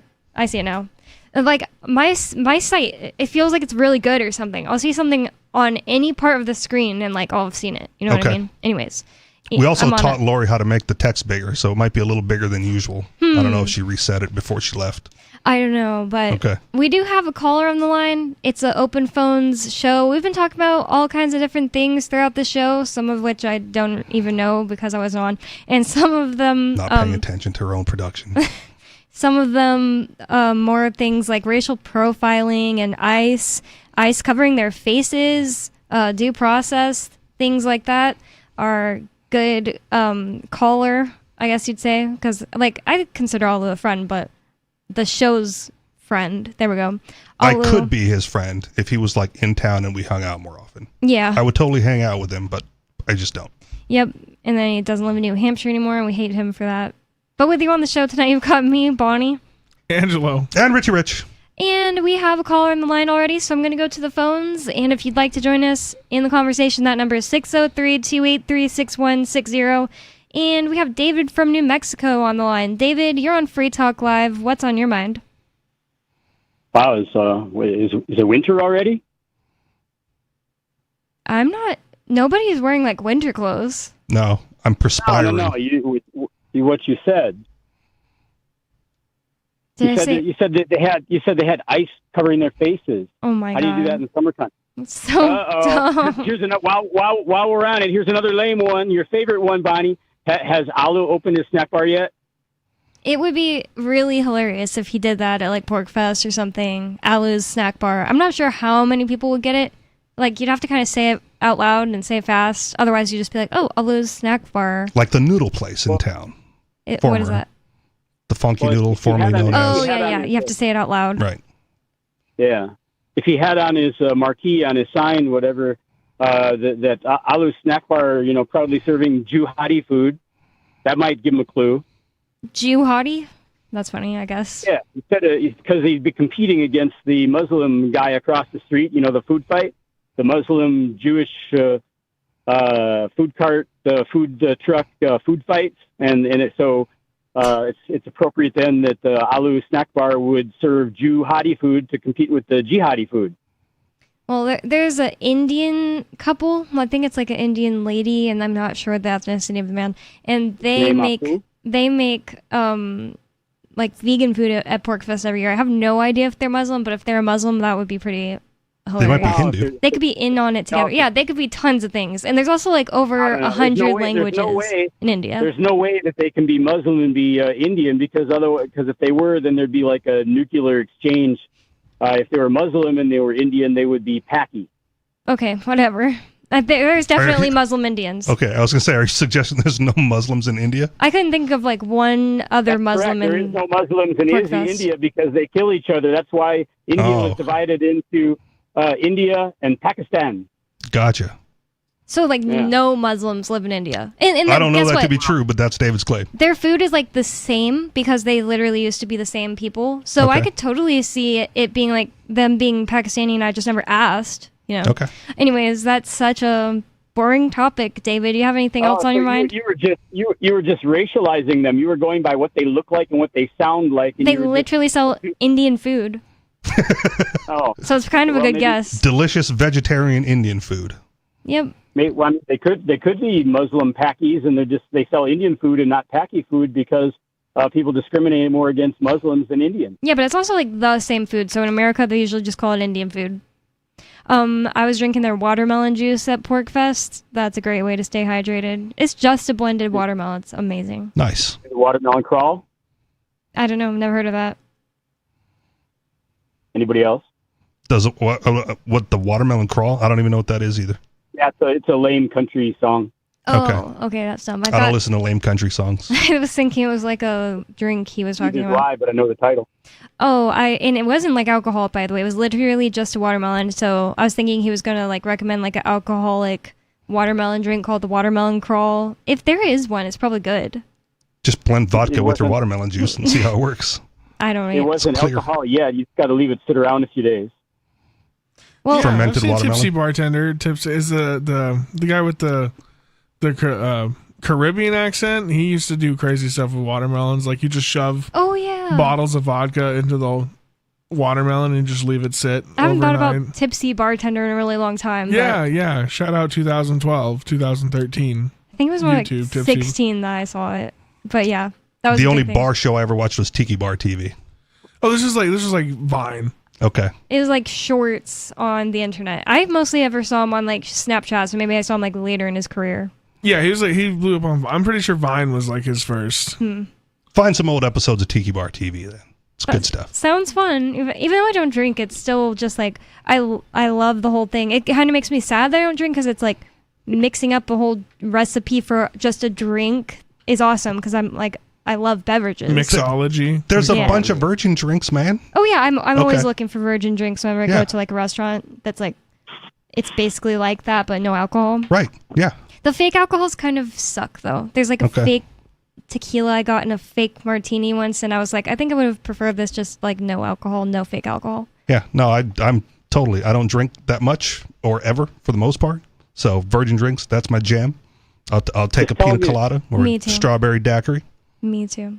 One trick I do that works, the virgin ones, they don't have that bite. You know, the alcohol has that bite on your tongue. Mhm. And so if you want to have them and taste like the real ones, only not have the effects of alcohol, what I do is I just put in, instead of putting in a shot or whatever it calls for, I'll just put in a splash of whatever liquor. That's not a bad And then you idea. get some, then you get some of that flavor and bite on your tongue and Yeah, that warm. that's that the part warm I feeling don't in your like mouth. though. I don't like the taste of alcohol. It's like that's the reason I don't drink. I just don't like the taste. I was expecting him to say, "Oh, there's some other thing you could put in instead of alcohol." My brain was like searching. All I could think of was like vinegar. That'd be gross. Probably. Oh, I thought of that. That's gross. And do you have anything else on your mind, David? No, I have something on Richie's mind. So I wanted Richie. You to were pick never the- on my mind. But go ahead. No. I have something else. You don't have control in this. I have done it all myself. And Richie is going to pick a topic, and that way I don't have to get the oh no, not that again. So pick a topic, Richie, and I will debate you on it. Well, I don't know if we need to debate a topic, but I did have an article pulled up that we could easily get into. I quickly recognized my error and changed it to I will discuss it with you. Okay. If anything that you want to discuss, like the only thing on my mind is always video games and wrestling. So, how do you feel about Hulk Hogan and his recent passing? Well, the first thing that came to my mind, I mean, aside from, too bad, so sad, I mean, it's not cool, but, I mean, he was 71, but I think he probably did a lot of shooting up during his lifetime, and so it's like no surprise, and actually to get to 71, he actually did pretty well, because a lot of those guys have problems in their, a lot earlier.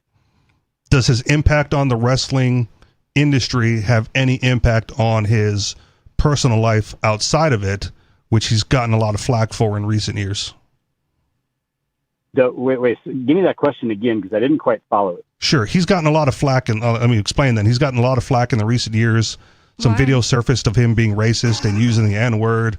He was a big-time Trump supporter. He was at the Trump rallies doing promos and, getting people to vote for Trump.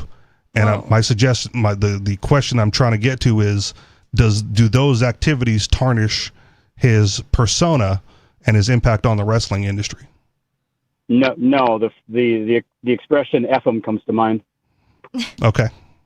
Do you think he was on testosterone or whatever, shooting up? What? If you're gonna ask me if a 70s era, 80s era wrestling superstar was on steroids or not, would be asking if water's wet. I don't pay attention I'm to pretty this sure stuff. he's also on record admitting it. Oh, okay. Yeah, well, they And all are. There's just no way you get to that level of physique without being on steroids. Right, and I will also suggest that that's a problem with modern wrestling, is a lot of the top stars look like average Joes because they're not juicing anymore, because they test more and they do wellness checks, and you're not allowed to get that big anymore. Probably more taboo and. Right. So he did it, and he's always on record as, yes, I did it when it was legal, then it became illegal, and they started testing, and I stopped doing it after that. Like I believe that's his position. Yeah, but that's everybody's position. But that comes with a wink. Sure. Yeah. Definitely today, the stars today for sure definitely aren't as big as. Not even since like 2005. John Cena was just at 6'3" was a specimen. Right. Well, now he's kind of aged out of that. Yeah. But like the top stars today generally don't have the physique. Yeah, like Roman's not as right built out. He's lean. Yeah. He's muscular but lean. Yeah, he doesn't look anything like Randy or Rick or any of those guys in their prime for sure. Right. Well, I also feel like there is a lot of scummy stuff that Hulk did in the industry too. That's gonna leave some bad marks. Does it tarnish the legacy of Hulkamania? Not all the way. Not all the way. But but a lot of if deep lore wrestling fans know that it's not all sunshine and rainbows in Hulkamania. David, let me pick the topic, so this is what I went with. No, I'm with you. Open up the lore, man. Let it out. Well, just some of the things he did between AEW and the WWE with promoting certain people and just playing the good old boy politics side. There was some. Okay. He let a lot of talent go to waste for sure. Over ego. That whole Sting comes to mind. That whole arc with Sting. That whole kind of really messed up there at AEW. The singer, isn't he a singer? Sting? Different Sting. Yeah, the one that is like Sting. Mythical in South Park. No. Well, I don't know. I don't watch South Park. Yeah, kind of. Sting the wrestler. Yeah, Sting the wrestler. But who had the crow face paint. Which in that whole era of Hulk where he wasn't the most popular guy in the wrestling world. Yeah. Just making bad managerial decisions. Yeah, it always boils down to creative control of the contract and not putting over other wrestlers and yada yada yada. And it's the same thing Vince was accused of. Right, it's a normal accusation. It's a normal accusation from low level talent about top level talent at the time that they're trying to move up the ladder. And for sure. Well, I just feel like there's some bucks he passed that could have. Okay. Could have been some high level talent. And maybe that's just my personal opinion. I love Hulk. He's a part of my childhood. Don't get me wrong. Hulkamania. I'm a real American. He's a legend. But I just feel I don't like to put people on pedestals at all. Like period. No matter where they're coming from. So just to be able to talk about it openly is not to speak ill of the dead. But let's be realistic about kind of where he was at the later half of his career. David. One thing comes to mind that I've never had an answer to, and I never had time to research is Linda McMahon. Yeah, the current Department Secretary of Education or whatever. So weird. Yeah, so explain that leap to me. I mean, business is business. So if you're a good business person, then okay, fine. But do you have any information on how that connection was made? Well, the McMahons are close friends with Donald Trump, so I'm sure that's some nepotism, and in there. But I believe she also ran for office in Connecticut. So she entered politics well before this. I don't know how successful she was, but she was more political locally in the state of Connecticut long before she was picked to be Donald Trump's secretary. Okay, yeah, I missed all that because I wasn't involved in the East Coast whatsoever back whenever she was doing that. Yep, but that's the only thing I could say that makes that connection. Yeah. I remember watching local wrestling when I was a kid, sitting in the big old easy chair with my grandma watching All-Star Wrestling with, I don't think you'd know any of the names because they were all local to Minneapolis, St. Paul. But that was cool. I liked it then, but, as I gained brain cells and intelligence, I've slowly lost interest. Well, one of the cool things about local wrestling is the top talent there sometimes makes it to the national stage. And there's a lot of, I want to say, top tier talent from that era that came out of that area. Like, Ric Flair being a big name who claims, Minnesota is one of his home bases. Can you name any other Minnesota wrestlers? Isn't Brock from up there? I know Brock's from Canada, but he started... Well, he's not from Canada. He moved to Canada. Oh, he moved to Canada. Yeah, but he was like a Minnesota... He's a Minnesota boy. Yeah. So Brock Lesnar from, that area. I think Kurt Hennig has roots in Minnesota. I can't think of any more at the top of my head. I know the Chicago area had a bunch as well. So, yeah, these all came before those guys. I was like, like a toddler sitting with my grandma, in the chair. So okay. I was never and after interested that, we'd in watch that. Gunsmoke. Gunsmoke? All right. Yeah. I was never interested in any of that, but I did listen to like a ghost story the other day, and the person telling her story, like not like a fictional story, like I mean it might have not been true, but her personal story of something she thought was supernatural. The maybe even more interesting part was her explaining her growing up and like at 18 she moved into like a home for these like girls that were in wrestling, and it was owned by a company that was like, come in here with us and like we'll get you your GED while you wrestle for us. And then they were like getting them certificates and stuff, and they had something they were like supposed to be promised at the end of a certain amount of weeks, and it was like the day of the company disappeared. All just craziness. And then she like had way more stories than that, but like it just seems so crazy to think of a life where you're just a girl who is that into wrestling. You go live with a bunch of other sweaty girls, and just crazy. Well, my mom So was like different than 5'10", 180 and shredded, so that was something she was totally into. She's like, I could do that easy. Did she ever do any like amount her of mental wrestling? illness is just completely folded Yeah. any chances of being a normal human. Like, shout out mom, love her to death, but like you're not going to be like you can't be super productive with that debilitating of a. You probably have to be really dedicated and Yeah, well, you already got to be focused. dedicated as a normal person, let alone somebody who's like schizoaffective and has to take a bunch of pills so the walls don't talk. Yeah. I will also say that, if you have the time to watch a movie, like Queen of the Ring is a dramatization, but a pretty good flick about women's wrestling. Anything else for us, David? I would like Richie to go out of his area of comfort and pick one of the serious topics that you had tonight. Or Angelo picks one that's like. Oh, Angelo, yeah, New Blood, Angelo. Like what's on your make mind, Angelo man? pick one so that way Richard Pick one, isn't. Angelo.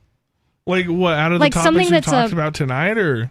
No, Something that's highly debated, right? Anything you want, man. And Or how do you feel about South Park's newest episode with Trump? He doesn't I watch South TV, Park. So Neither of them do. I haven't seen so it. there's no. All right. Well, I know it's a thing. I haven't seen it either. I was just throwing a line, dude. I was just throwing a Hail Mary. All right. What about this Trump not letting go of the Epstein tapes? What do you think is this 3D chess, 4D chess? Are we playing the long game, or are we just covering everybody's tracks? 8D chess. How? No, dude. Well, I mean, not the Epstein thing, but Oh. Go ahead, David. It starts with their broken record time. They're all criminals, and they're not doing what they're supposed to be doing. They're doing other stuff and covering as best they can. And this Epstein thing was obviously felony after felony after felony after felony, and all of the A-listers are involved with Epstein in some way. And Trump is trying to sweep it under the carpet is what's going on. Well, do you think he's on? Do you think he's implicated super heavily with all of it, or is he just doing a good old boy? Just continue the swamp. Or just I'll watch out for my buddies. My gut tells me he may have gone there, but I mean, after all, I mean, who cares who went there? It's like if some guy who's got a lot of money and he's connected and he says, hey, blah blah blah, I got this, blah blah blah. All you got to do is jump on, show up, and you can come hang out for a week. You don't know that there's kid diddling or whatever's going on there until you arrive there. So you get a pass. It doesn't matter that somebody went there. There are some people who went to a Diddy party and didn't have sex.